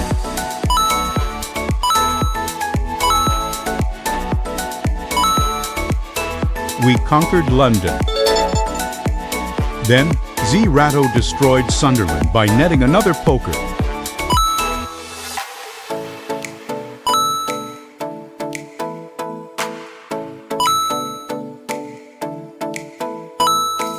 Also, an assist from CY8 to Valverde. A 5-2 win. Then came the Seagulls. Brighton is playing out of their skins this season. They aren't just a small club anymore. And they proved why on the pitch.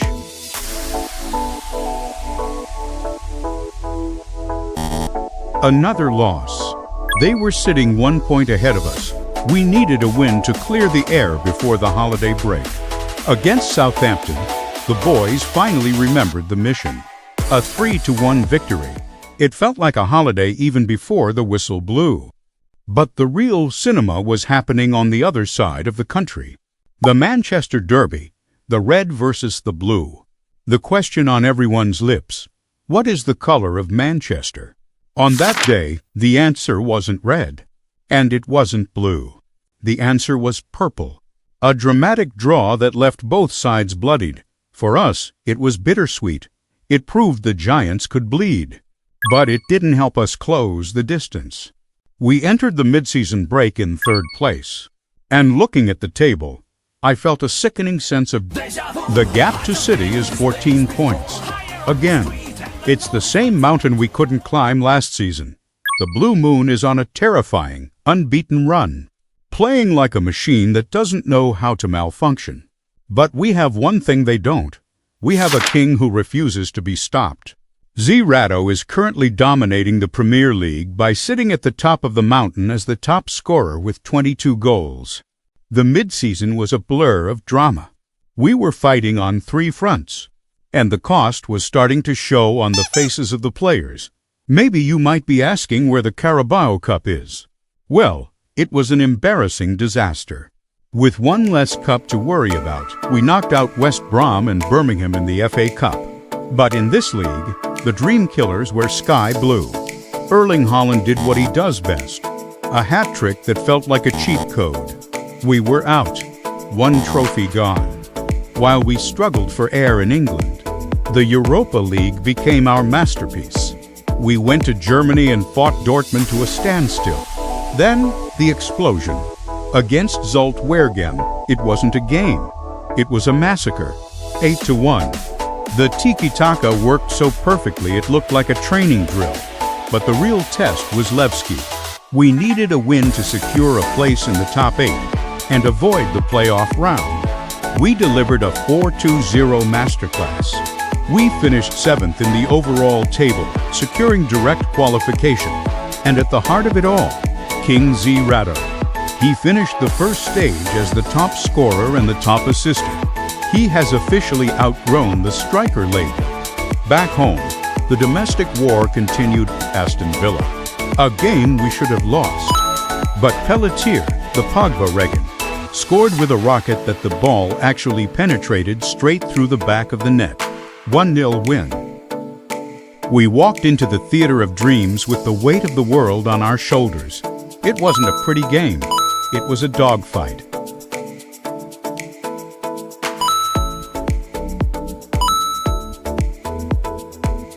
But when the penalty was called, there was only one man for the job.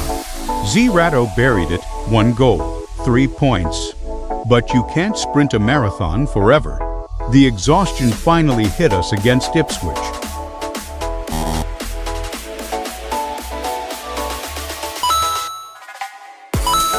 A frustrating draw. We bounced back to dismantle Bournemouth 4-1 and Palace 3-1. A draw against Forest and another against Spurs felt like points slipping through our fingers. Remember back in the pre-season? We saw a glimpse of this anomaly when Tottenham shockingly took down City in the UEFA Super Cup. Everyone wrote it off as a pre-season fluke, a casual friendly match.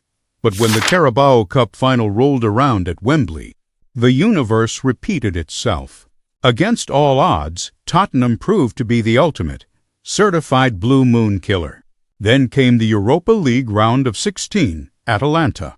This was the night the world met the next generation. While everyone was marking CY8, Myra found the space. His first ever hat-trick for the club. We had 1 foot in the quarter-finals, but the Premier League doesn't care about your European glory. We traveled to Everton just days later, and the fatigue wall finally collapsed. A 3-1 loss. And this guy, we have to talk about him, Walter Maid. Most managers in this world have nightmares about Erling Haaland. And don't get me wrong, Haaland is a machine. He shows us no mercy every time we meet. But Walter Maid is another demon. He has now scored 3 hat-tricks against us in 3 different seasons. Across 3 different versions of our team, he has found the key to our lock. Then came the second leg against Atalanta. We went to Italy with a 4-goal lead. In the history of football, you don't lose from there. You sit deep, you keep the ball, you survive. But the impossible happened. Atalanta went crazy, scoring 6 goals in 90 minutes. In a complete blackout of logic, they completely shattered our aggregate advantage. We managed to survive until a penalty shootout. But the momentum was completely gone. We lost on penalties. To go from a 5-1 lead to being knocked out is a tragedy that will be written about for years. The European dream was officially dead, and we were left standing in the rain of Bergamo, wondering how it all went so wrong. After the collapse against Atalanta, the dressing room was a graveyard. All that remains is the Premier League. The objective was simple. Secure the top 4 in Prem and bring Champions League football to the CR7 stadium. But there was one mountain left to climb. A mountain that hadn't moved all season. Manchester City, they were undefeated. They looked invincible. To everyone else, they were the inevitable champions. To us, they were the final boss. Then came the match that shook the Premier League. Sometimes, the universe has a sense of irony. Svernipan, the man we brought in to replace Kinder, decided to haunt his former club, Manchester City. He didn't just play well, he dominated. 1 goal. 2 goals. When the third went in, the world went silent. A hat-trick against the champions. A 4-1 win. The unbeaten run was over. The blue moon had finally set, and it was CY8 FC who pulled it from the sky. With the giants fallen, The magic began to flow across the pitch. We weren't just a Z-Ratto team. We were a gallery of stars. Moraes. They're calling him the next Ronaldinho, and against some big clubs, he showed why. He wasn't just running, he was dancing. Heredia.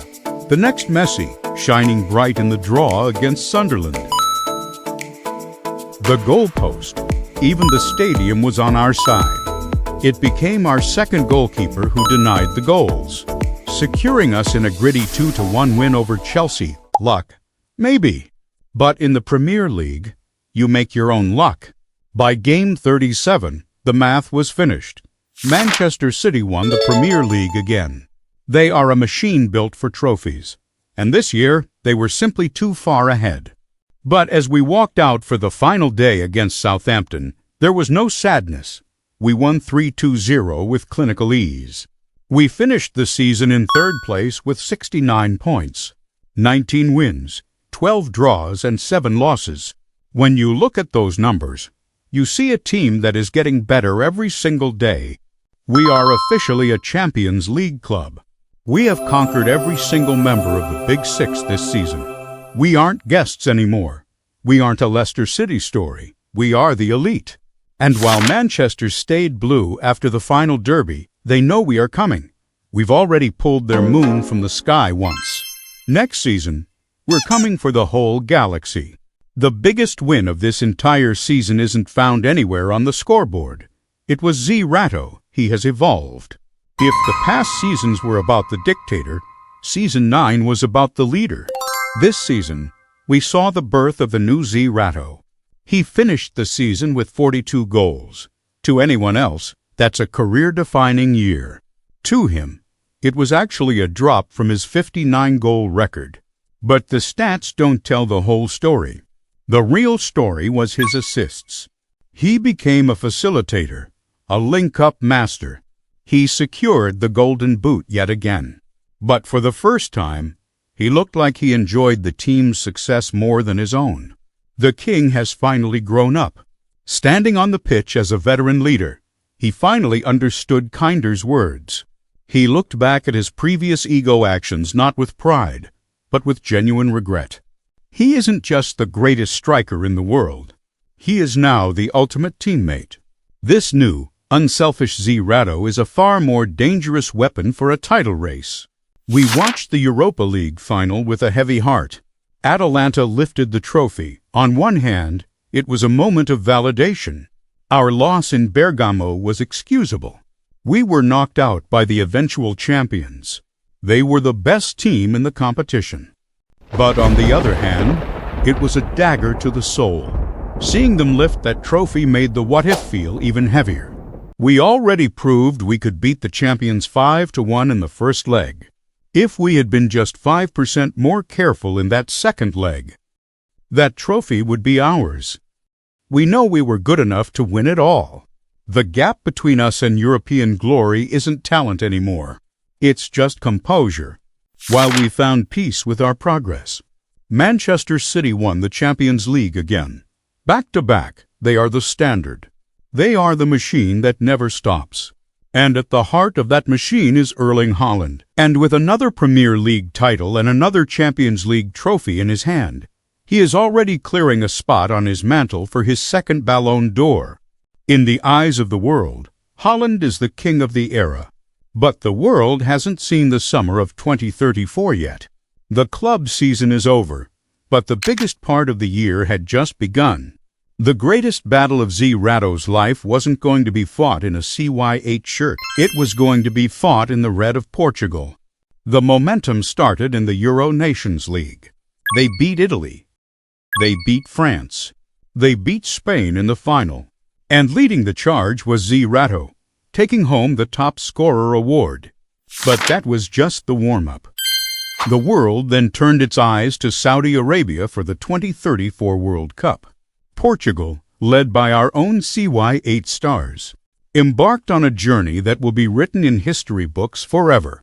Round of 32, the host nation, Saudi Arabia eliminated. Round of 16, Germany sent home. Quarterfinals, Argentina, beaten in an absolute thriller.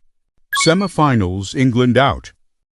Then came the final, Portugal versus France. When the final whistle blew, the stadium erupted. The impossible became reality. Portugal were crowned world champions. Up in the VIP box, away from the cameras, Cristiano Ronaldo watched his boys achieve the one thing he never could in his legendary playing career.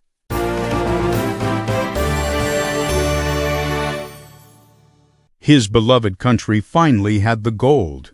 His eyes were full of tears, but he stubbornly refused to let a single one fall. The fire that had burned inside him for decades finally met with a peace he had waited a lifetime for. Portugal is a nation that will not sleep for a year. But with glory comes the end of an era. It was time to say goodbye to Oliver Cotton, the man who was there with us from day one in the mud of the 6th Division. The spiritual leader of the club is gone. He saw us rise from nothing to the top of the world. Thank you, Oliver.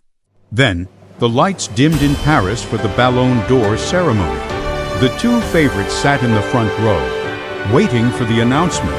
It was the ultimate heavyweight clash. Holland, Premier League winner, Champions League winner. CY8 Premier League Golden Boot, UEFA Nations League champion, World Cup champion. This year, the committee invited a special guest to deliver the biggest award in football. Zlatan Ibrahimovic. No nervous smile. Just Zlatan. He looked around the hall, smirked, and said nothing for a few seconds, letting the silence get heavier. He took the envelope, he paused. Then Zlatan finally spoke. Everything is possible. But tonight, there is only one decision. He opened the envelope. The winner was announced. Erling Haaland. Wait, what?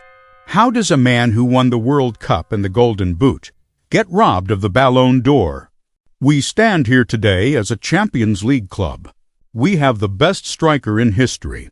And we have a manager who still hasn't touched that Premier League trophy. If we had won it all, the story would be over. But the Ballon d'Or robbery and the third-place finish have only added fuel to the fire.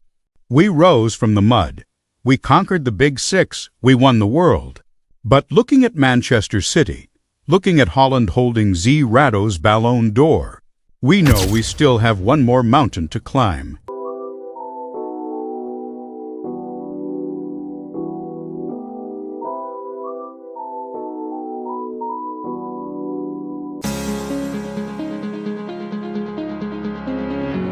This is Season 10. 10 years ago, we were fighting in the mud of the 6th Division. Today, we are a Champions League club in England.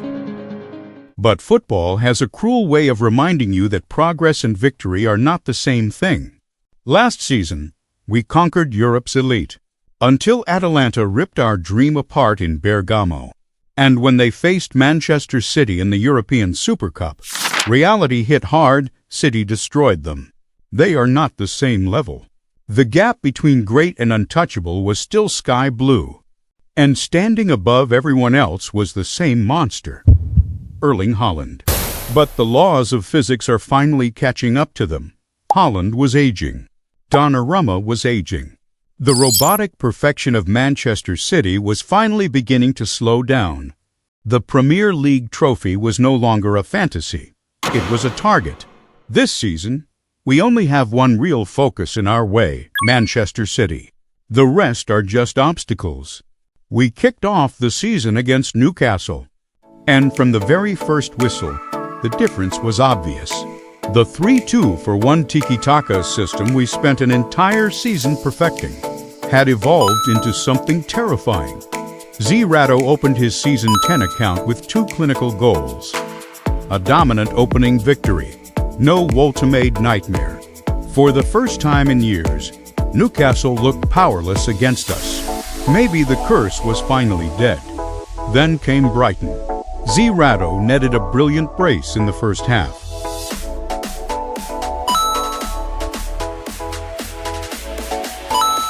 But Brighton adjusted. Caught us in transition. The game descended into total chaos.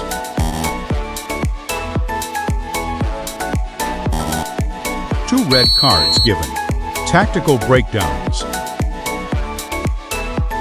Pure Premier League madness. If we truly wanted to hunt Manchester City, we cannot do this with a thin squad. It's time for reinforcements. And once again, the CY Infinity Fund answered the call. The fans, the sponsors, the global community that believes in this 10-year journey didn't stop. Another $20 million landed in the transfer budget. So we went shopping. First up, Tijani Reinders. Stolen directly from Manchester City themselves. He is perfect for our football philosophy. But we didn't stop there. Second, Ruben Dias, brought in on loan, a leader.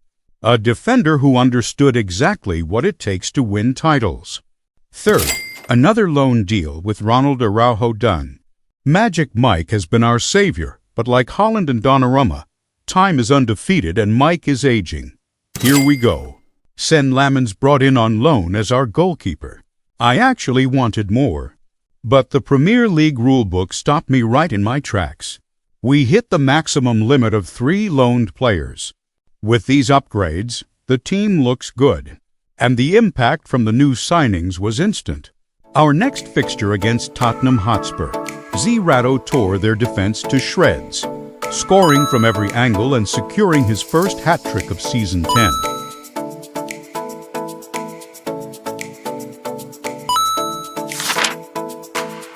A statement victory. What followed was absolutely the fans' dream. 5 consecutive wins across all competitions. Southampton, a complete and utter 7-0 execution. Bristol City, a clinical 0-0 victory to kickstart our Carabao Cup. Fulham, a gritty 2-1 win.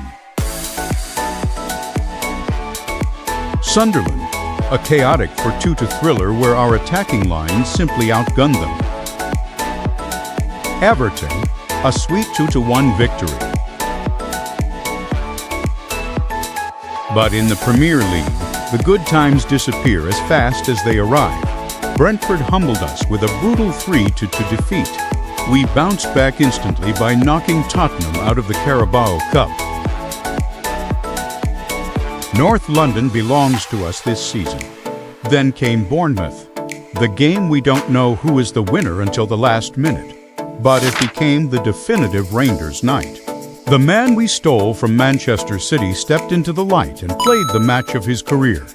A magnificent midfield hat-trick to take the match ball home and secure us a dramatic victory. Then came Anfield.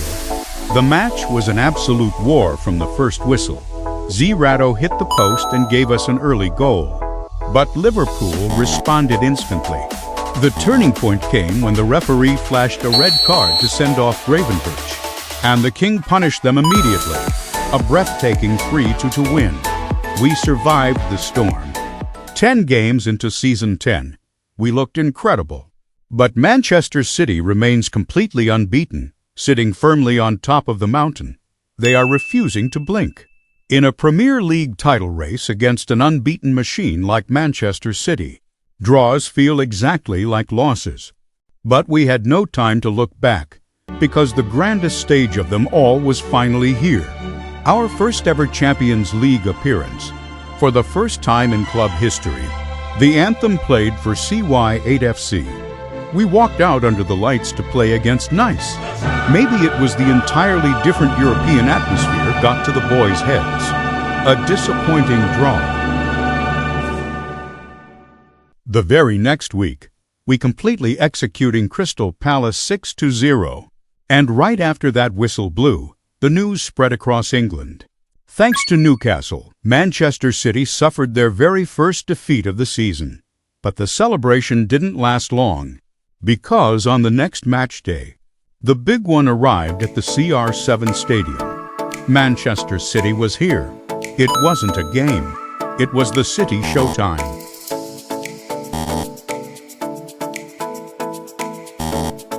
A humiliating 5-1 loss on our own turf. Holland and his squad are starving for another Premier League trophy, and they will tear down anything in their path to get it. The hangover of that defeat cost us dearly in the Carabao Cup. We were dumped straight out of the tournament by a ruthless Cunha hat-trick. We needed our king to steady the ship. And in the next Champions League fixture, he answered the call. CY8 finally opened his goal-scoring record in the Champions League, unleashing a brilliant, clinical brace to lead us to a victory against Dinamo Zagreb. Then came the Bundesliga champion, Bayern Munich. Bayern were absolutely solid. Despite our best efforts to find a pocket of space with our tiki-taka, we just couldn't break them down. An exhausting 1-0 lose. This is our very first season in the Champions League. As long as we leave everything on that pitch and do our absolute best, the result is fine. It's time to shift our focus back to the Premier League. The chase is still on. We then commanding a 4-1 victory over West Ham. After the game, offers arrived for our two Argentine players, Heredia and Rojas. Football is a beautiful game, but management requires cold, calculated ruthlessness. It was time to say goodbye to Rojas. At 25 years old, his development had completely plateaued at a 75 rating. We cashed in, but Heredia, the next Messi, absolutely not for sale. He proves his weight in gold match after match.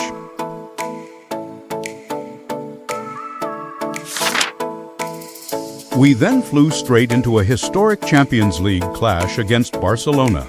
The boys left their absolute souls on the grass, fighting tooth and nail to hold the Catalan giants to a resilient draw.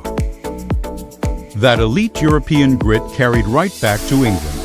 We dismantled Nottingham Forest 4-2. And in the final match day of the first half of the season against Hull City, King CY8 single-handedly annihilated Hull City, smashing 5 goals into the back of the net.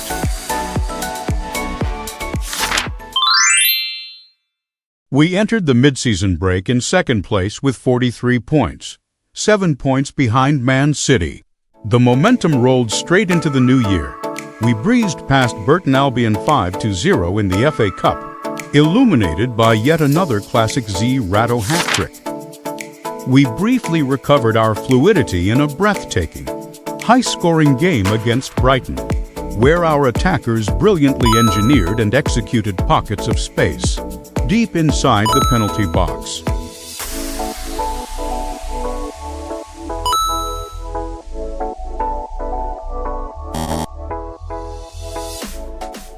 But looking at the exhaustion in Kimmich's eyes, I knew we needed one final, world-class piece before the winter window slammed shut.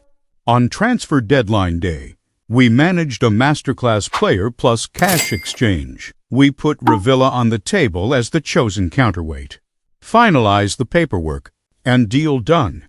Here we go, Martin Zubimendi joining us. A perfect tactical brain for our system. His tactical impact on our 3-2-for-1 system was instantaneous. In the final league stage match of the Champions League against Roma, we won the game with a CY8 hat-trick.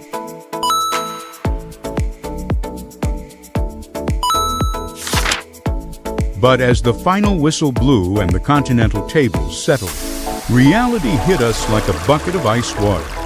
We finished the league phase in 9th place. Missed direct qualification to the round of 16, 1 spot away. 1. We have been sentenced to the Champions League knockout playoffs round. 2 extra matches added to an already suffocating calendar. In the Prem, the boys went on an absolute rampage. Southampton, a clinical 2-0 victory to set the tone. Fulham, a dominant 5-2-0 demolition where the tiki-taka completely starved them of possession. Sunderland, the absolute cinema of the domestic run. An 8-1 humiliation that stands as our biggest win of the entire season. Brentford, pure, unadulterated revenge. After they embarrassed us earlier in the season, we hit them with a 6-0 execution on our own turf. We looked unstoppable again. We even extended our dominance into the FA Cup. grinding out a tense 1-0 victory to eliminate a resilient Sunderland side yet again. That momentum carried us directly into the dreaded Champions League knockout playoffs. Our opponents, Fenerbahce. Total domination. We completely strangled the Turkish giants. They didn't get a single chance to score against us across 180 minutes. We dismantled them, marching into the round of 16 with a staggering 10-0 aggregate win. But what happened next might be the definitive tragedy of our Season 10 Champions League journey. We drew a familiar enemy in the round of 16, Liverpool. And this time, disaster struck. CY8 completely lost control. Straight red card to be sent off. Our city killer, Naipan, striking a brilliant early goal to make it 1-0 in the second leg. But the miracle never came. A devastating brace from Tresolvi ended the dream entirely.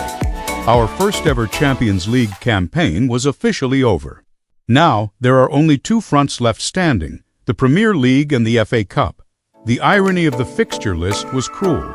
The Premier League schedule forced us to face Liverpool again just days later. This time, the king was out for blood. He brought us a victory with his only goal of the match. Then, FA Cup quarterfinals against Aston Villa. It was a tense, tactical battle. But we held our nerve to grind out a 2-1 victory. Next up was a routine 3-1 win over Crystal Palace. We took the 3 points, but the real disaster struck the moment the referee blew the final whistle. The post-match disciplinary report landed on my desk like a bomb. CY8 and Myra were both banned for the next game. And our next game, Manchester City. We had to travel to the Etihad to face the league leaders without the Portuguese duo. From the very first minute, when Erling Haaland ruthlessly struck an early opener, we knew the ending. They capitalized on our missing firepower, controlled the tempo, and dominated the game from start to finish, ending our title charge with a cold 2-0 defeat. The gap widened, and the mountain felt taller than ever. But since the trophy is not yet belonged to them, we refuse to let the city defeat destroy our season. The boys responded like true professionals, taking out their anger on the rest of the league.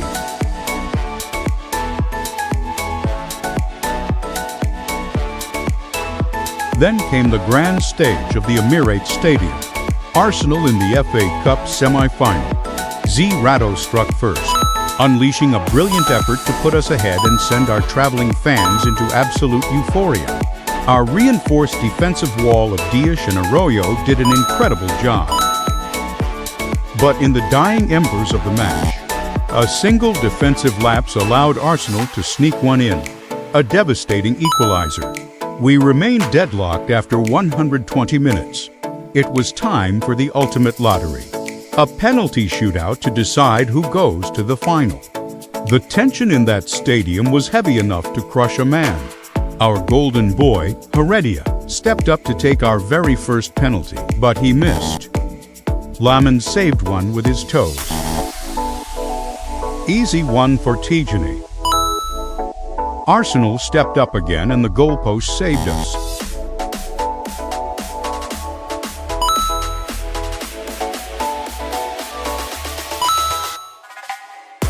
Then it was the King's turn.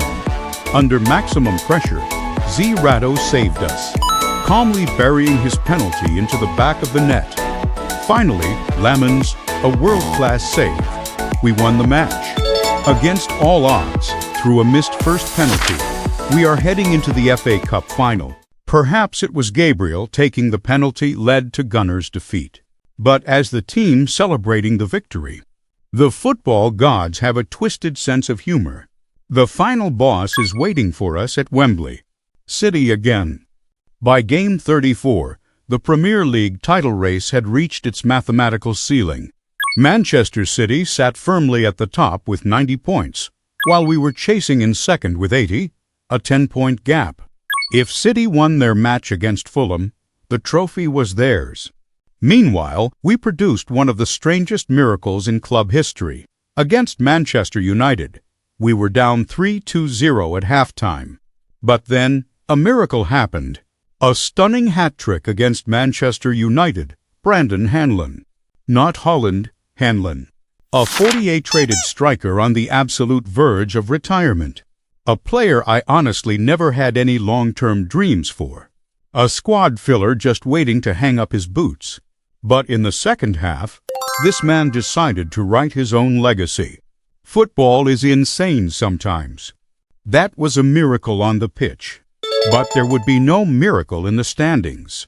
Manchester City officially won their consecutive Premier League. Despite losing the crown, we refused to slow down. We ended our Premier League season on 3 consecutive victories. Chelsea, a 3-2 triumph. Nottingham Forest, another spectacular 3-2 battle. Hull City, a dominant 2-0 clean sheet to close the curtain. We are officially the top 2 of Premier League. An incredible season with 92 points, 30 wins, 2 draws and 6 losses. In almost any other era, that wins the title comfortably. This is, without a doubt, the greatest Premier League season in the 10-year history. And at the heart of it all was the king. CY8 secured the Premier League Golden Boot yet again. But look at the deeper evolution. 28 assists across the season, the dictator was truly gone. This was now a leader. With the league wrapped up, we prepared our hearts for the ultimate showdown. The FA Cup final against our ultimate nemesis, Manchester City. The preparation hit a massive roadblock when CY8 Rangers went down with an injury. Our midfield engine was not fit for the game, but we still fielded a world-class lineup ready to fight. The first half in Wembley was a masterclass in tactical tension. Both parties carved out brilliant chances, but neither could break the deadlock. 0-0 at halftime, until the 57th minute. Schjelderup found a pocket of space and smashed home the opener for City. 1-0, the Blue Moon was singing, but the team didn't crumble. Every tackle, every clearance, complete composure under pressure. In the 64th minute, the pressure paid off. The ball found CY8. He smashed in the equalizer. 1-1. Wembley was shaking. The match ticked into the final minutes. Extra time felt inevitable, but the true miracle was waiting for the 85th minute. At the ultimate critical moment, our leader moving through a sea of blue shirts. CY8 did it again. 2-1. The final whistle blew, and history was made. We have won the FA Cup for the very first time.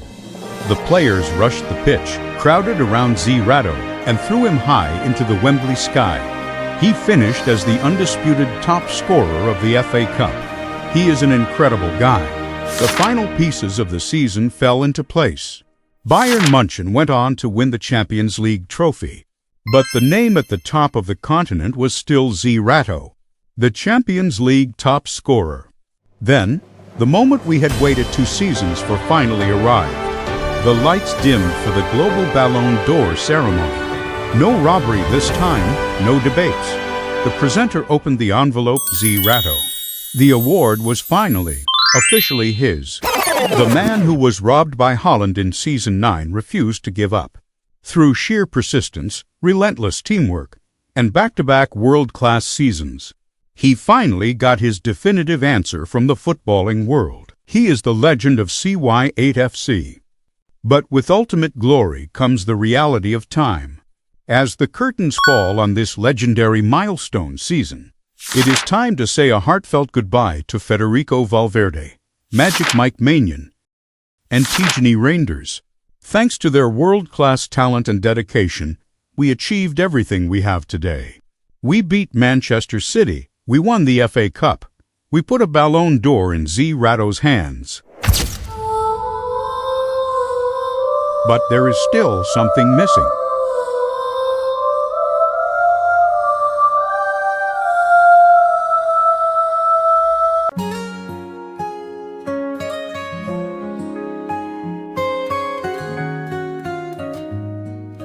This is Season 11, 11 years ago, we were a group of unknowns fighting for survival in the 6th Division. Now, 10 years later, CY8 FC has become one of the biggest clubs in the country.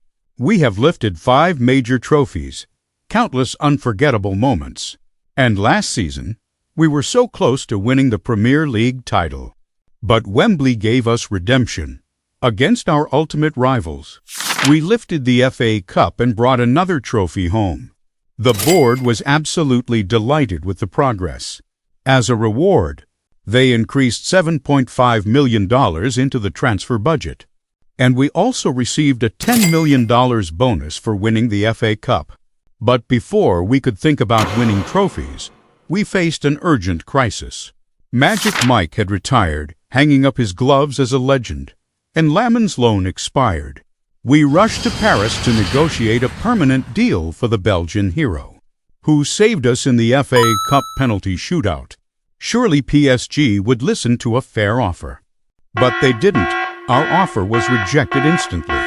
According to PSG, they will only release Lamins if the price was astronomical. We needed a world-class goalkeeper. Then football gave us an unexpected opportunity. After decades of dominance, after countless trophies, after building one of the greatest dynasties football has ever seen, Pep Guardiola finally left Manchester City. A legendary era was over, and City moved quickly to find his successor.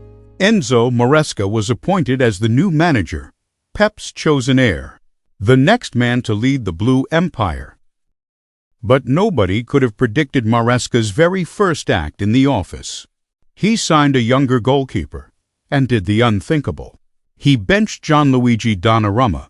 Maresca looked at a 36-year-old legend and decided he was finished, no longer part of the future, no longer good enough. He abandoned him.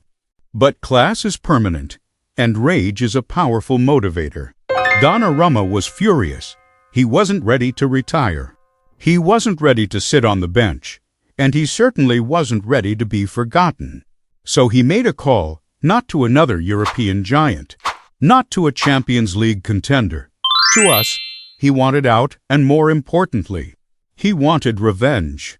Here we go. Gianluigi Donnarumma has officially joined CY8 FC. Manchester City threw him away. They abandoned him. We embraced him. He arrives with one mission: to prove Maresca wrong. Maybe he's 36. Maybe his best years were supposedly behind him. But inside that giant frame still burns the fire of a world-class goalkeeper. This season is his chance to answer. We weren't done there. Martinelli arrived from Arsenal on loan to strengthen our attack. And then something happened nobody expected. Do you remember Jamie Evans, the man from Season 1? The legend of the infamous 1-minute red card. Well, he's back. Now a free agent. Evans decided there was only one place he wanted to spend the final chapter of his career: home. We offered him a contract immediately and welcomed him back to the club where it all began. Then came the perfect opening stage, the Community Shield. Manchester City and Donnarumma's revenge tour begins. His debut game in a CY8 shirt, not the Blues. Before the players stepped onto the pitch at Wembley, I made a decision that felt 10 years in the making. CY8 is officially our new club captain. The former ego dictator was gone. In his place stood the ultimate leader of CY8 FC, a 95-rated Ballon d'Or winner, the best player in the world. And behind him stood an 88-rated Donnarumma hungry for revenge. We knew it before we even touched the grass. This silverware is absolutely inevitable.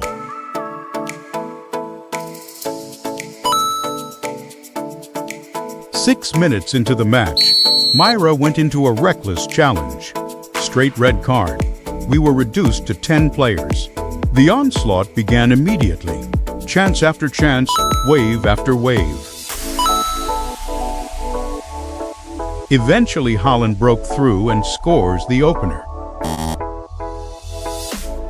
But Donnarumma refused to let us collapse. Save after save after save. Then came our response. Nijpen, the big game hunter, equalize it, 1-1. The match headed into the dying minutes, and when we needed a hero, who else but him? Captain Z Rado smashed home the winner. The final whistle blew. We won the Community Shield. This was the moment Donnarumma showed Manchester City exactly what they had thrown away. What a start to Season 11. The Premier League campaign began against Brentford. From the opening whistle, we completely dominated. Brentford were the first victims, a 5-2-0 victory. Next up was Coventry City, another comfortable victory, 3-1. Then we entered the market again. Liverpool were willing to negotiate. Here we go. Jeremy Frimpong joined CY8 FC on loan. One of the fastest players in world football was now wearing our shirt. His impact was immediate. Game 3 against Manchester United. His pace terrorized the United defense all game long. A 3-2 win. 3 games, 3 wins, 9 points. Top of the table. And it genuinely felt like this might finally be our year. Then reality hit. Liverpool, we struggled to create chances. They humbled us. A 2-0 defeat. Our first loss of the season. The Carabao Cup offered the perfect response.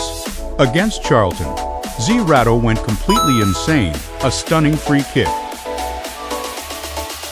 Then another goal and another, a poker. 4 goals against Charlton. Next came Chelsea, a much tougher opponent, a much tighter game, and one moment was all we needed. Z Rado unleashed an absolute rocket, 1-2-0. Then came complete chaos. Barnsley in the Carabao Cup. Goal after goal after goal. By the end, the scoreboard looked broken, 11-0. One of the most dominant victories in club history. Back to the Premier League, Sheffield United. 5-0, another clean sheet. Week after week, Donnarumma continued proving Maresca wrong. Then came Tottenham. And once again, Z Rado stole the spotlight.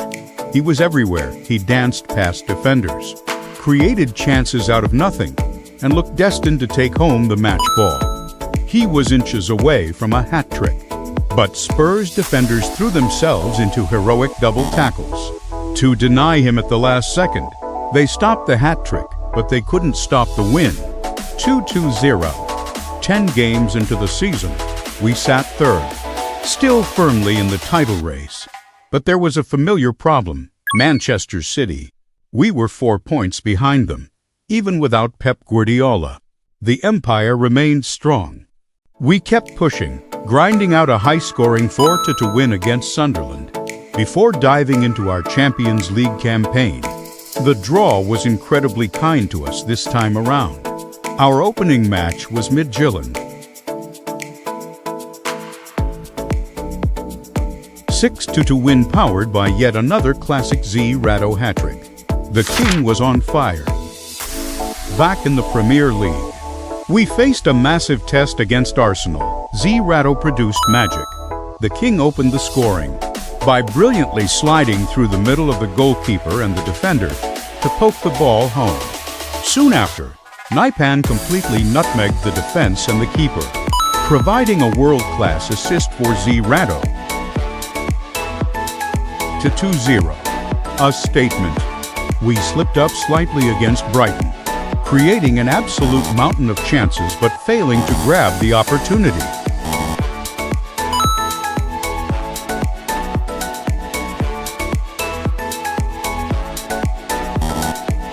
A frustrating draw, but we recovered instantly in the Carabao Cup 4th round, edging out a tough 1-0 win over Aston Villa.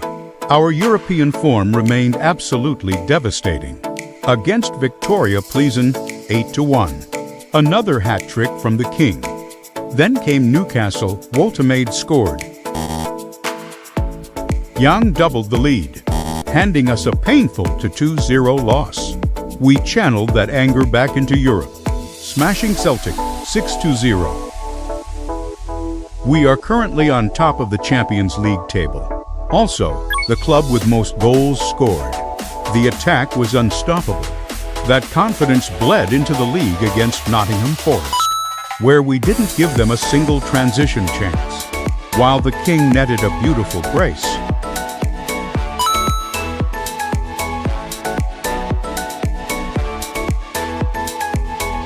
Then came the big one, Manchester City, the revenge game. The game Donnarumma had been waiting for. City attacks, shot after shot, but nothing got past Donnarumma, standing against his former club. A heroic clean sheet, 1-0 victory. Z-Ratto scored the winner. Donnarumma had his revenge.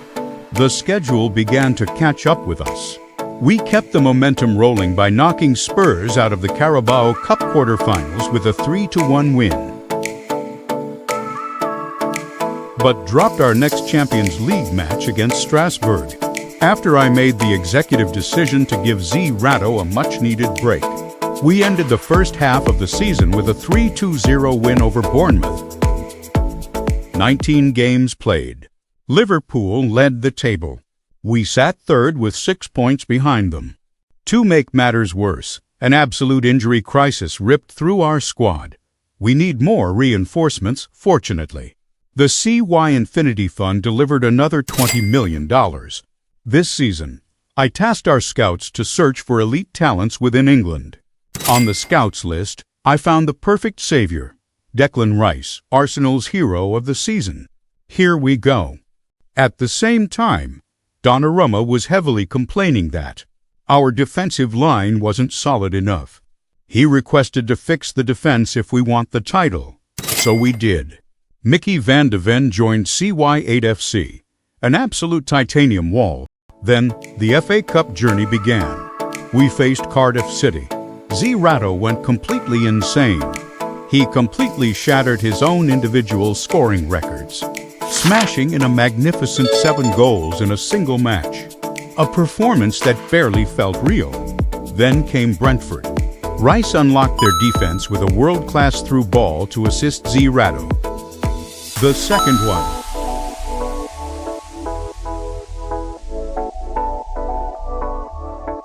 A clinical 3-1 win. Then, Davide Fratesi arrived from Inter on loan to ensure we had enough depth to survive the injuries. We marched into the Carabao Cup semi-finals against Liverpool, with injuries piling up and stamina running low. I started our veteran hero, Hanlon, instead of Z-Ratto. I had no idea how Hanlon managed to equalize with 0 attacking plays. But in the second leg, our tired legs failed us. We couldn't find a single opening against the Reds. And Florian Wirtz scored to officially knock us out of the Carabao Cup. No miracle this time. We then destroyed Coventry City again in the Prem with 6 goals. Then came a historic day at Old Trafford, where our captain completely destroyed Manchester United.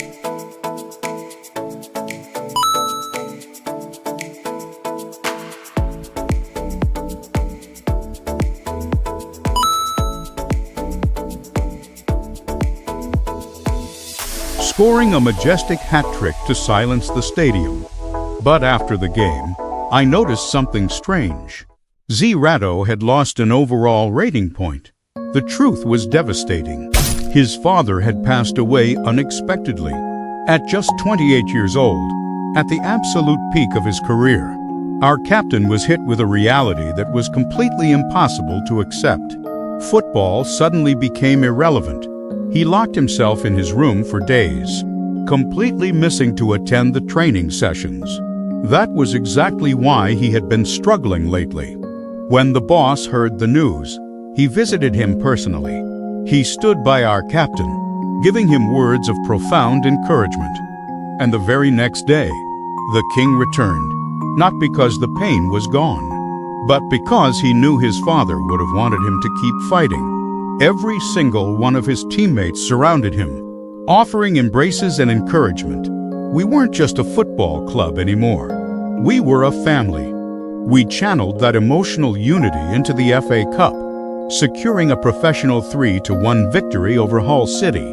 Z-Ratto scored one and do the celebration without joy but in remembrance of his father. Every goal from this point forward was for his father. But our Champions League campaign hit a massive wall. In the final league stage game against Juventus, in an absolute classic, we fought to a grueling 3-3 draw, leaving us in 11th place and sentencing us to the knockout playoffs. We returned to the CR7 Stadium to face the big Liverpool, the team we absolutely needed to surpass to win the title. CY8 played with an inspired fury, scoring a brilliant brace. But Liverpool were incredibly stubborn, clawing their way back to force a disappointing draw. The Champions League playoff draw gave us Porto, with 0 time to recover. The first leg was a nightmare, 6-2 defeat. 4 goals behind, most clubs would have surrendered. 90 minutes remaining. Nobody believed, not the fans, not the pundits. Because football has one rule: never underestimate a veteran with unfinished business. The second leg belonged to Joshua Kimmich, 41 years old gentleman, an age where most footballers are retired. It's Kimmich's night. From 6-2 down, we completed the impossible, miraculous 6-7 aggregate comeback. One of the greatest nights in club history. Our reward was a round of 16 clash against Bayern. In the first leg, Michael Olise scored one to give them a 1-0 lead. In the second leg, Van de Ven recreates his iconic moment. Carry the ball for 70 yards through the entire Bayern team just to slot home the equalizer. The goal gave us hope, but Bayern didn't. They adjusted and outscored our tired backline. For the second consecutive season, our Champions League journey ended painfully in the round of 16. Back to England, back to the title race. The wins kept coming. Fulham 5-1. Sheffield United 6-0. Tottenham to 2-0, where Martinelli put on a show, completely nutmegging his marker to score a brilliant solo goal. By game 30 against Sunderland, Naipan scored the solitary, crucial goal to bring home the 3 points. As the players celebrated, we looked up at the big screen to check the title race. Somehow, Maresca City kept winning. They were back on top of the league, holding a 4-point lead over us, 8 games left. Countless unknowns. Right next is Arsenal. CY8 actually nutmegged the defenders again and again.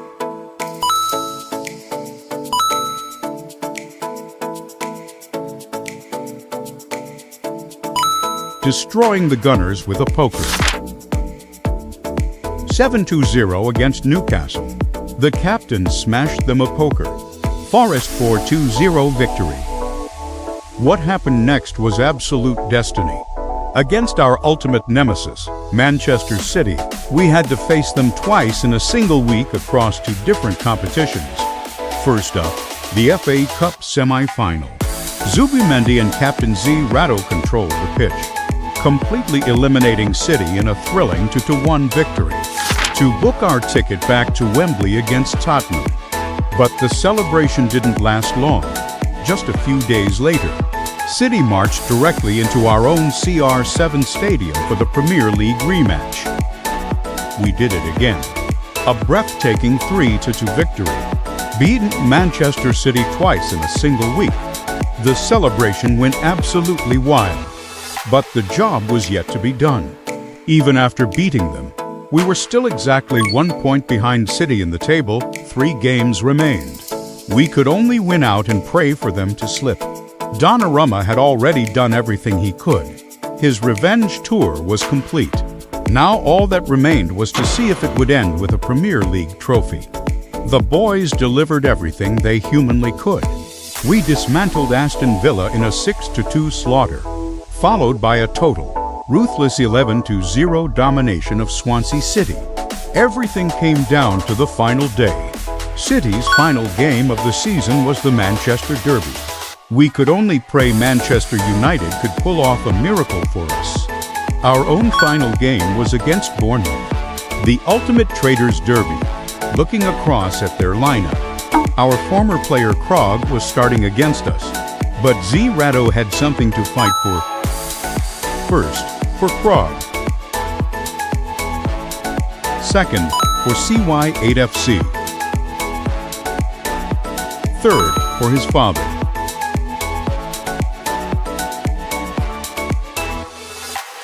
And finally, for himself. The king dedicated all of his effort. He smashed in a poker to conclude the season. But the miracle in the Derby never came. Maresca's Manchester City won the Manchester Derby, securing the Premier League title with 92 points. They were the champions again. We did absolutely everything we could, finishing 1 point behind them. 1 single point. The cruelest gap in football. Looking back at the season, if we had just turned 1 single loss into a win, the crown would be ours. But look at what our king achieved in the process.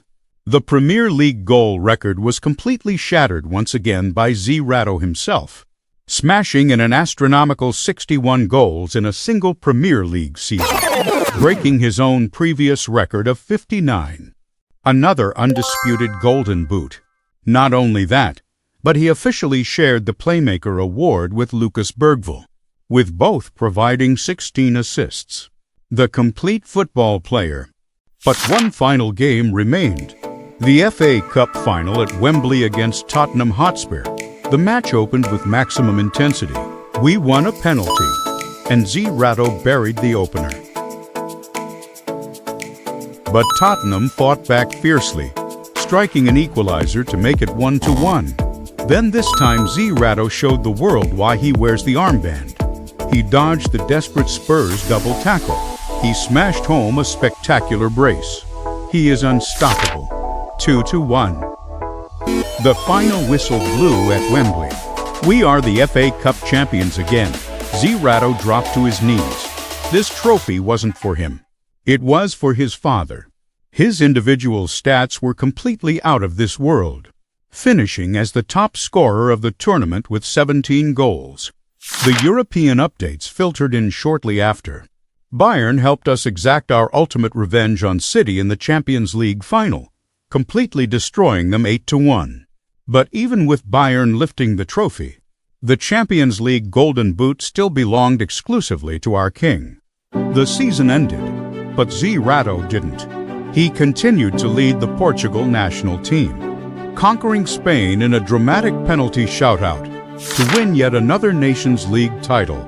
Standing tall as the tournament's top scorer, he is not only CY8 FC's hero, but also a Portugal's hero. Finally, the lights dimmed for the Global Ballon d'Or ceremony. The winner was obvious. The greatest individual this season belongs to Z-Rado from CY8 FC. He deserves it. He held his second consecutive Ballon d'Or high and dedicated it to the man who taught him to dream. His father then marks the official end of an era for our 41-year-old general, Joshua Kimmich. Let's never forget that he was originally discovered and brought to this club by our legendary scout, Duncan, arriving in the twilight years of his career. Many critics thought he was coming here just to retire. Instead, he delivered some of the most clutch moments for the club. Alongside him, hanging up his boots, is Handler. We will never forget the magic he produced last season, smashing a stunning hat-trick past Manchester United. Season 11 was over. We didn't get the Premier League trophy, but we built a family. We conquered our demons, and the king had conquered football once again. We will be back. See you next season.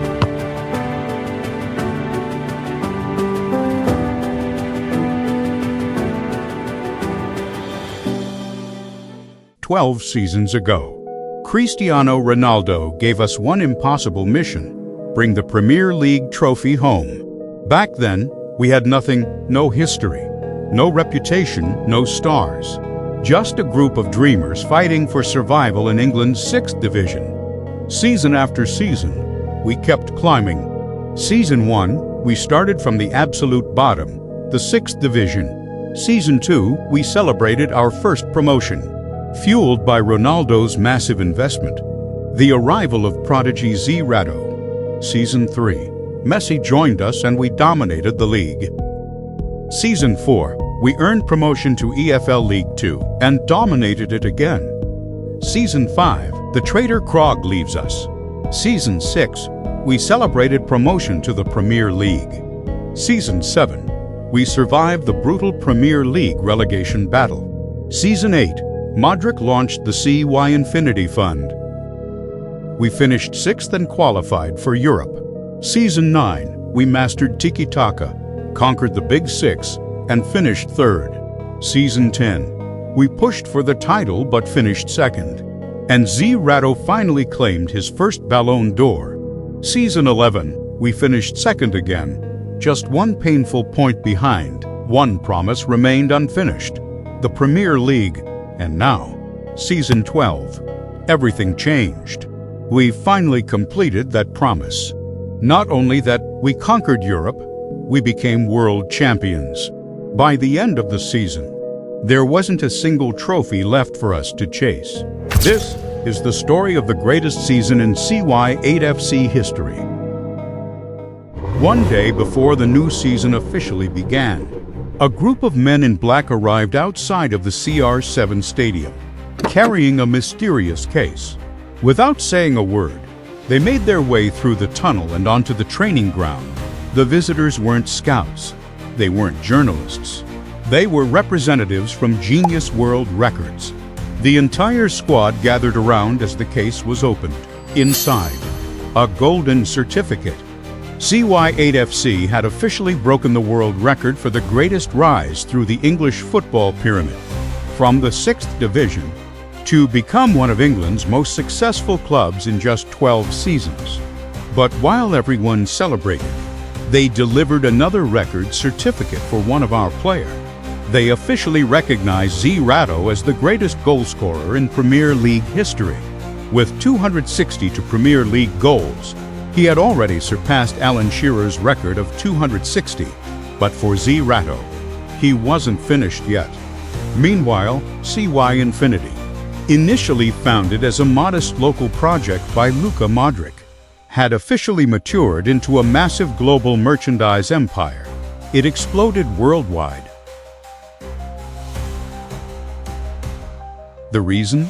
Z-Rado, after lifting his 2nd consecutive Ballon d'Or, combined with the enduring aura of CR7, global jersey sales completely fractured the market. Everyone wanted the iconic CY8 shirt. The growth was so enormous that CY Infinity approached us with the biggest sponsorship deal in club history, a 40 million base sponsorship, plus a 20 million bonus. But the bonus comes with a price. By the mid-season break, we had to be first in the Premier League. If we failed, we would be forced to pay back that $20 million instantly. At that point, it would be a financial disaster, and I would have no choice but to sell some of our top superstar players to clear the debt. The pressure had already begun. Yet, combined with another $10 million cash prize for winning our 2nd consecutive FA Cup last season, we entered the transfer window with a $70 million available. This wasn't a normal transfer window. This wasn't about building for the future. This was about winning now. During the off-season, the scouting department had zero time to sleep. We were flying across the globe, desperate to find players that could finally deliver us the Premier League title. But before we could even make a call, the entire footballing world converged on my desk, with Z-Rado coming off back-to-back Ballon d'Or and establishing himself as a 95-rated god of the game. Every single club wanted to sign him. Manchester City offered a record-breaking offer to bring him to the Etihad. Real Madrid desperate to pair him with their Galacticos. Paris Saint-Germain prepared to build an entire tactical squad system around him. Barcelona wanted him as the missing piece in their striker position. He could have chosen any club, any wage, and any luxury lifestyle he desired. The global media was losing its mind, waiting to see where the best player in the world would land. But Z-Rado didn't care about the money. He looked at me in the office and said, "Boss, ignore them. We have unfinished business. Let's go get our brother. Instead of signing with a global giant, the best player in the world boarded a flight with us to Germany to find Spencer Kinder, our original number 8, the greatest partner Z Rado had ever played alongside, the golden pair years ago. I had made the hardest decision. I sold him. Yet his departure had left scars. His relationship with Z Rado had been damaged. The dictator era of Season 7 changed everything. Back then, Z Rado cared only about himself, goals, awards, records. Friendship came second, and Spencer Kinder paid the price. So when we traveled to Germany to meet him, the moment we entered the room, Kinder broke down, not because he hated us, but because his football career had turned into an absolute nightmare. He wasn't playing. He wasn't trusted. His talent was fading on a Bundesliga bench. Yet despite all that, he had watched every CY8 match, every trophy we lifted, and he was proud of his old club, proud of what we had become. Then, the door opened, Z Rado entered. The room went completely silent. Years of history stood face to face, and then the captain spoke. He looked Kinder in the eyes and completely apologized for everything. The selfishness, the mistakes, the pain he caused. The self-centered dictator in Season 7 was gone. Standing there was a true leader, who finally understood that greatness means nothing if you reach the top alone. Spencer Kinder didn't hesitate. He forgave him immediately. The golden pair was reunited. The legendary number 8 shirt was waiting in his locker.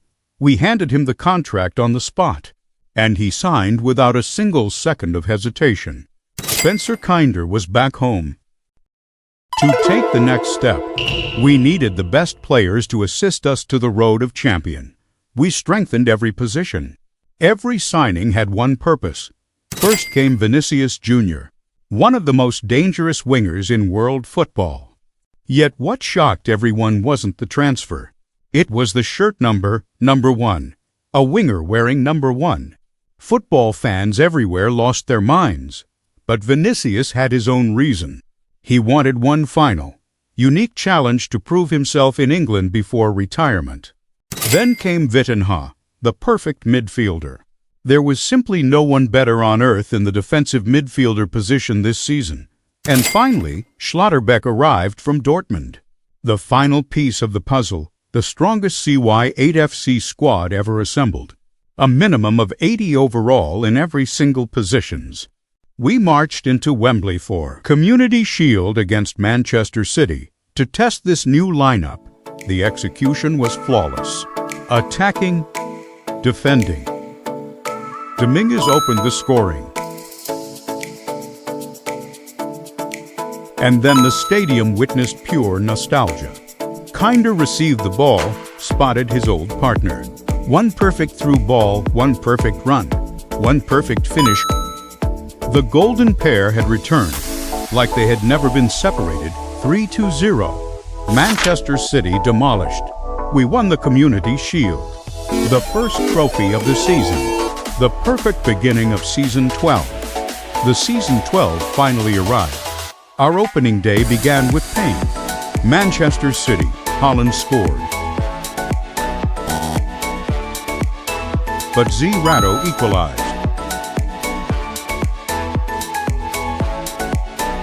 City scored again. But Z Rado equalized again.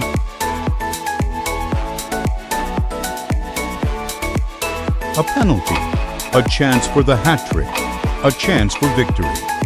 Saved by the keeper. In the dying moments, Turkey unleashed an unbelievable strike. Off one post, off the second. 3-2 defeat. The champions deserved their victory. Everyone knew exactly what that defeat meant. The opening day defeat changed everything.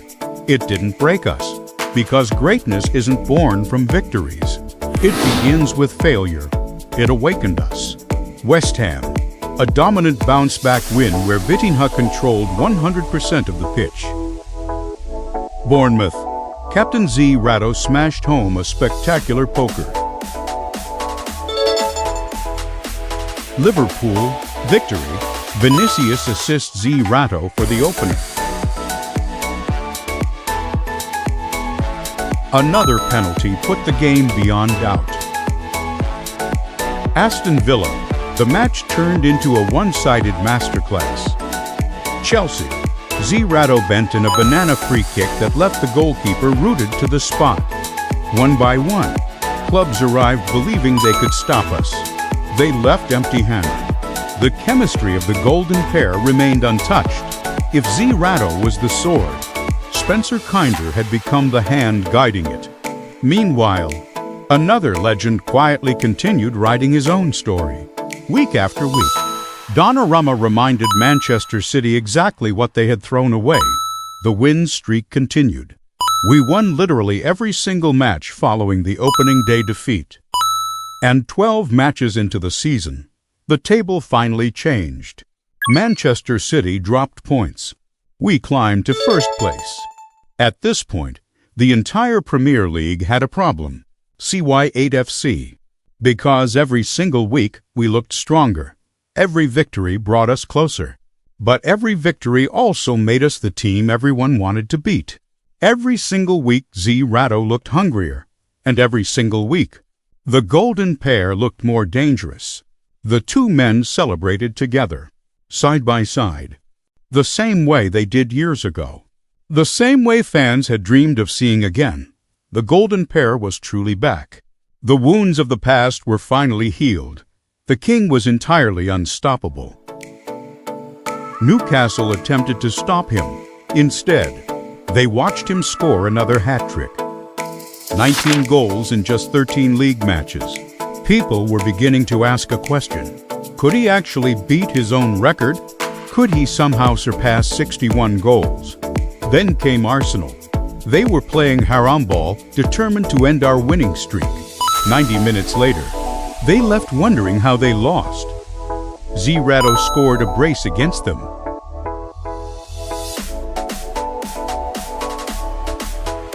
We destroyed Southampton for 2-0. Right after that match, the big screen showed that City had suffered their first loss of the season to Fulham. The gap was opening. We closed out Game 18 with a 7-1 destruction of Hull City, highlighted by an incredible hat-trick from our own academy graduate, Matt Hammonds. By Christmas, everything was perfect. But a terrifying coincidence was waiting for us. Every team in England failed to stop us, except for the city of Manchester. Manchester City beat us in the opening day. And now, we traveled to Old Trafford to face Manchester United. The final match before the mid-season break became one of the craziest games of the season. 1 minute, that's all it took for the golden pair to strike. A dream start, but United refused to surrender. Rayan Fofana equalized, then scored again, 2-1. Z-Rato scored a sensational equalizer to make it 2-2. But Fofana scored again, completing his hat-trick to put United up 3-2. Z-Rato responded right back, 3-3. Hat-trick versus hat-trick. But Fofana found another level, striking a fourth goal, a poker. Old Trafford erupted. 5-3 defeat. Despite the loss, we remained first. We are officially 7 points clear of Manchester City. The sponsorship challenge completed. The $20 million secured. No forced sales. No financial disaster. And now, we could focus entirely on football. Notably, Spencer Kinder played at a world-class level since his return to the club. Declan Rice as well, who officially announced on social media that this would be the final retirement season of his historic career. The second half of the season opened with our massive rematch against Manchester City. City played well, but we are better. Mickey van de Ven rose above their lines to score the only goal of the match, locking in a crucial 1-0 victory. That officially widened the gap to 10 points. Next up was West Ham. Z-Rato scored a brilliant hat-trick with almost every goal to the same angle.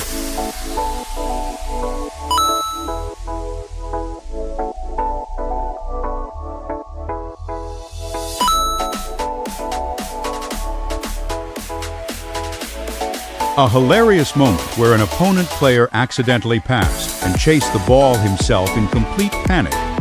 For 2-0. Against Bournemouth, they caught us sleeping to take an early lead in the first half, completely underestimating our captain's determination. 1-2, we completely reversed the scoreline. 2-1 win. Against Liverpool, Donnarumma showed his immense world-class value yet again with multiple stops. And CY8 smashed in the winning goal. 1-0 victory by game 30 against Tottenham. Matthijs Tel scored a brace, handing us a 2-0 defeat. This is only the first loss of the second half of the season. After the game, my phone rang. It was Modric from CY Infinity. He brought us good news.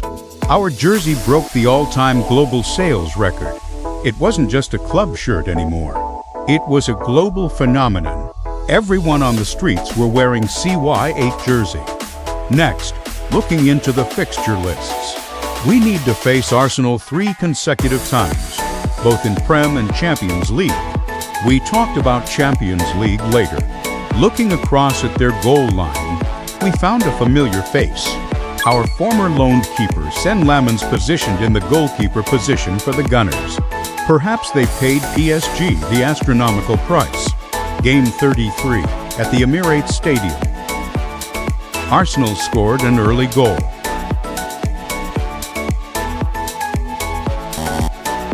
But CY8 quickly equalized to secure a 1-1 draw.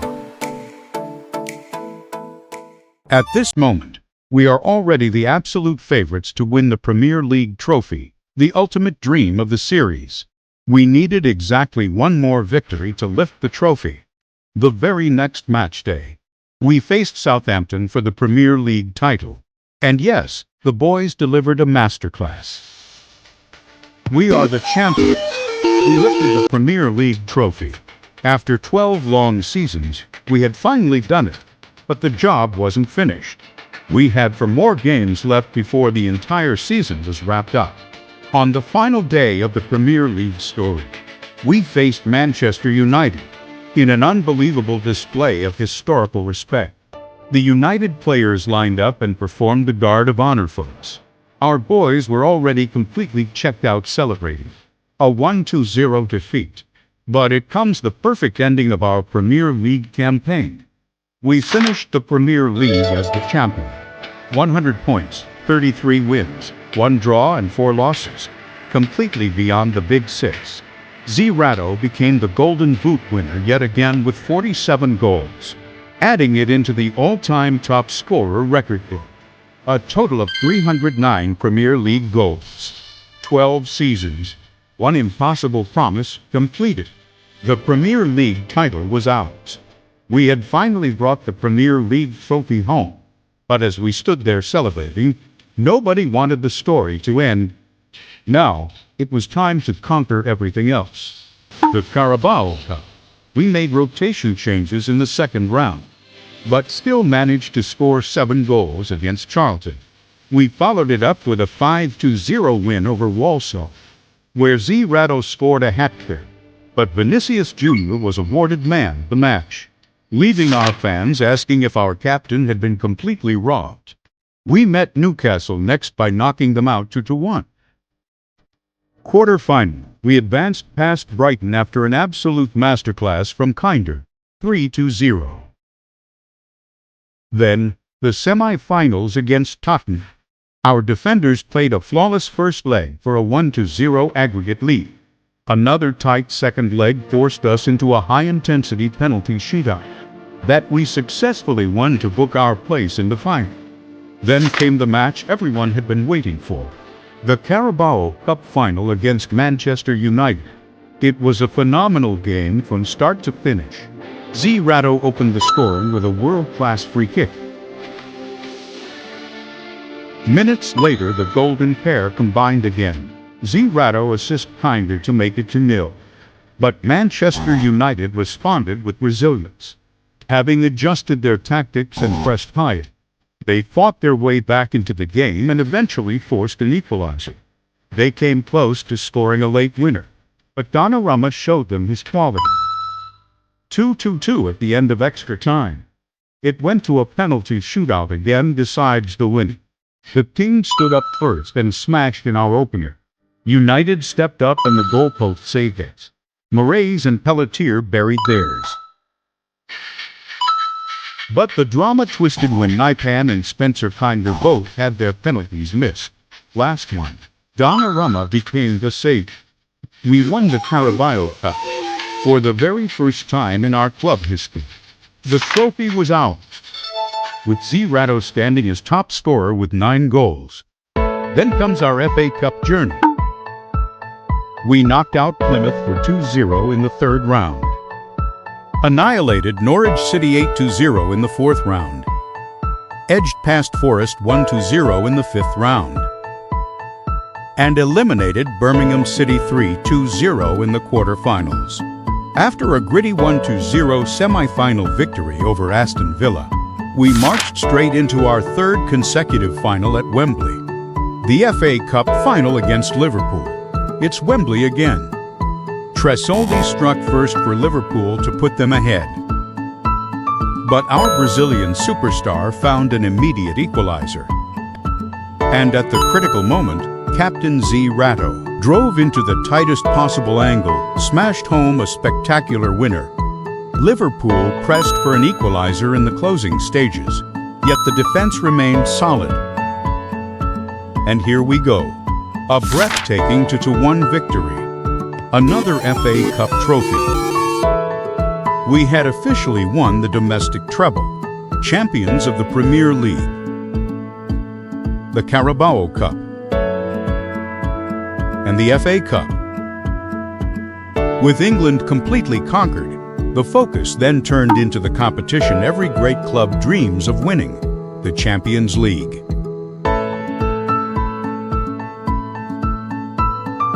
Our campaign started with complete destruction. Club Brugge, 7 goals. No mercy.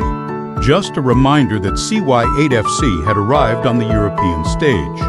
We ground out a 1-1 draw against Lille. Against Porto, Rodrigo Moura is such a talented player. A tough match where he hit an incredible hat-trick past Donnarumma. Unluckily, he is not in the 2026 World Cup squad. In the game against Barcelona, no one could score.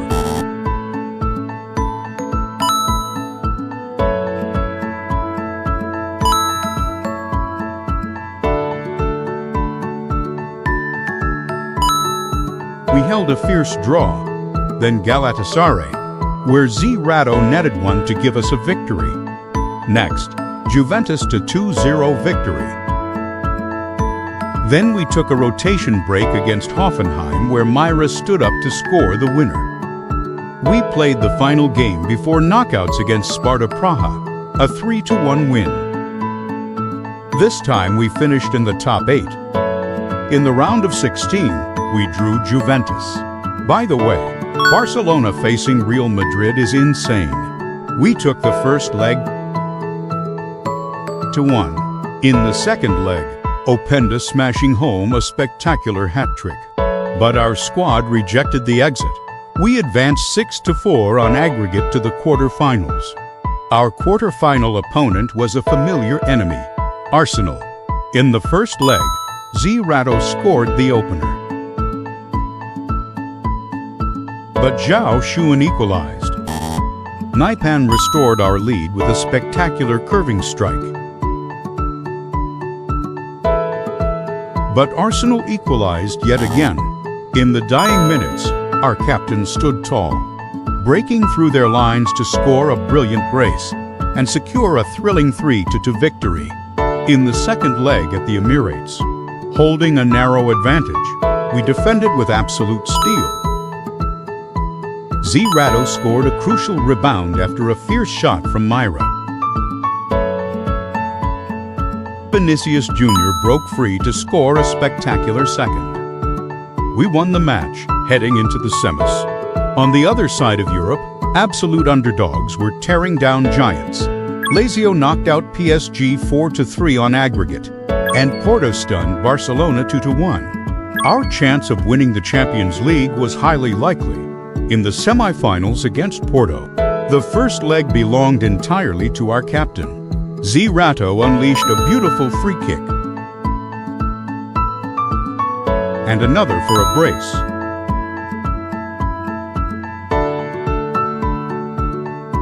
He completed a spectacular hat-trick with an assist from the goalpost itself. The hero of the night. In the second leg at the CR7 Stadium, it was total domination. Van de Ven scored the opener. Naipan doubled it.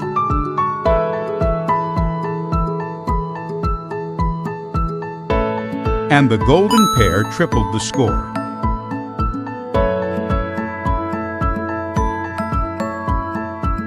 An aggregate of 6-1 finished the underdog story of Porto. That led us to the final boss in the Champions League final. Bayern. It's now or never. Captain CY8 delivered a lightning-fast start, scoring a 1-minute opener.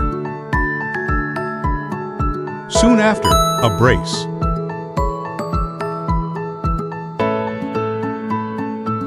At the other end, Donnarumma pulling off several world-class, critical saves to preserve our lead. The final whistle blew. We conquered Europe. Champions of the Champions League. The dream season was complete. CY8 broke Cristiano Ronaldo's record by scoring 19 goals in a single Champions League season. Our season is over, but the postseason's games were waiting for us. We have more crowns to claim. Since we were the official champions of Europe, we were invited to the Intercontinental Cup. It was a piece of cake. In the semi-finals, we faced Wellington Phoenix from New Zealand. The champions of Oceania, Tim Payne's club, a comfortable 4-1 win. In the final, we faced Columbus Crew from the United States, champions of CONCACAF. A ruthless 7-1 destruction where CY8 scored another poker. The easiest trophy so far. The final frontier of our 12-season journey, the FIFA Club World Cup. We were drawn into Group C, alongside America Decali, Al-Wada, and the French giant, Paris Saint-Germain. Our opening group match against PSG started with an immediate advantage. In the 8th minute, their star João Neves was sent off with a straight red card. CY8 capitalized on the space instantly, burying a world-class free kick to put us up 1-0. But it was Kvaratskhelia who showed us his big game mentality. He took over the pitch, scoring a brilliant solo goal, handing us a 3-1 defeat in our tournament debut. We responded with pure rage, completely destroying Al-Wada 9-0, powered by another majestic CY8 poker. We wrapped up the group stage with a comfortable 4-2 win over America Decali. We finished second in the group, and the knockout draw delivered absolute cinema. We had to face PSG again in the round of 16. It was one of the most grueling defensive wars in the club history. Donnarumma defended like a man possessed against his former club, pulling off unbelievable reflex stops to keep the sheet clean. But the match descended into complete chaos when Captain CY8 received a straight red card and was sent off. Moments later, their midfielder João Neves was also sent off. Both teams fought with 10 men through an exhausting 120 minutes of football, finishing deadlocked at 0-0. It all came down to a penalty shootout to survive. Declan Rice stepped up first and scored, matched by PSG's Desire Doué. Our golden boy, Heredia, stepped up for our second and missed. Kvaratskhelia buried theirs to put us behind. Vitinha scored our third, matched by Bradley Barcola.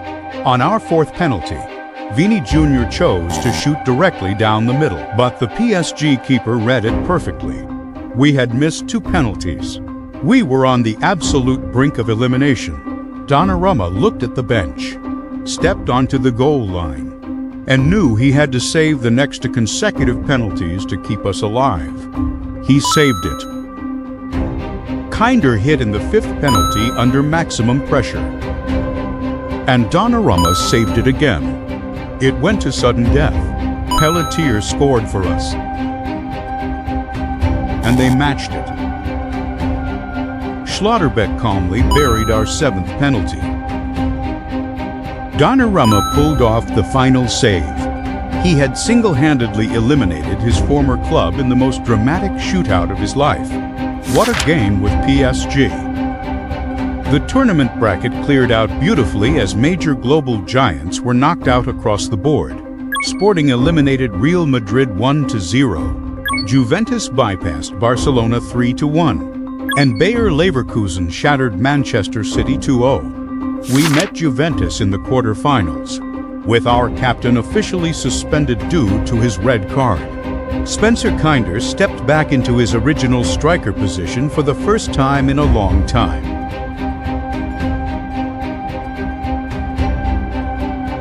Cole Palmer scored an early opener for Juventus, but Kinder showed his world-class vision, providing a beautiful assist for Vitinha to strike the equalizer. Late in the match, we won a critical penalty. Vini Jr. stepped up, completely erased his previous shootout miss, and buried the 2-1 winner in the semifinals against Porto. Both defensive units played a flawless match, refusing to give an inch. But our returned captain found one single, legendary moment of space in the box, smashing home the 1-0 winner to book our place in the final. That led us directly to the Club World Cup final against Inter Milan, the absolute final showdown. Vitinha struck first for us. The double tackle couldn't stop him. Esposito found an equalizer. And just 2 minutes later, Nkembe doubled it. The golden pair executed one final piece of telepathic magic. A stunning equalizer, 2-2. Vitinha found himself in the perfect position and scored. 3-2. We won the game. We won the Club World Cup. We are officially the best football club. CY8 finished the tournament as the undisputed MVP, claiming 10 goals as top scorer and 6 assists as top playmaker. Then comes the individual awards ceremony, and CY8 FC shined in the ceremony. CY8 secured the Global Golden Boot. Donnarumma was officially crowned Goalkeeper of the Year. And to cap off the greatest individual career in football history, CY8 was awarded his 3rd consecutive Ballon d'Or. This season we won all trophies we could win. 7 trophies in a single historic season. The perfect ending. What a legendary season. No club in football history had ever made it. Not even the Prime City. We also won the European Super Cup against Tottenham to add in the 8th trophy. The MVP of this series belongs to one man, CY8, finishing his historic career with an astronomical 679 goals across 12 seasons for CY8 FC. Right after the trophy lift, the club hosted a historic celebration inside the CR7 stadium, where it all began. Every single former player who had ever bled for this badge was invited to return to the pitch, one by one. Familiar faces walked through the tunnel, players from Season 1. Heroes and retired legends who had helped build this club. For one final night, the family was together again. And even our old traitor Krog came back to witness this moment. All 16 trophies won throughout our history were beautifully displayed, glittering in the center of CR7 Stadium.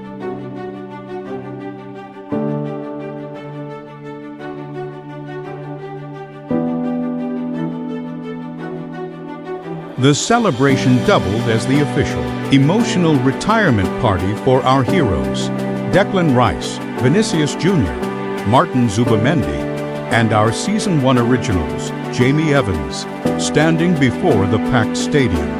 They officially hung up their boots at the absolute peak of the footballing world. And as the lights slowly fade on the CR7 stadium, the news feeds are completely lighting up with record-breaking contract offers from Manchester City, Real Madrid, and Paris Saint-Germain, all desperate to sign our king. But our work here is done. We brought the Premier League trophy home. Thank you for walking this 12-season journey with us.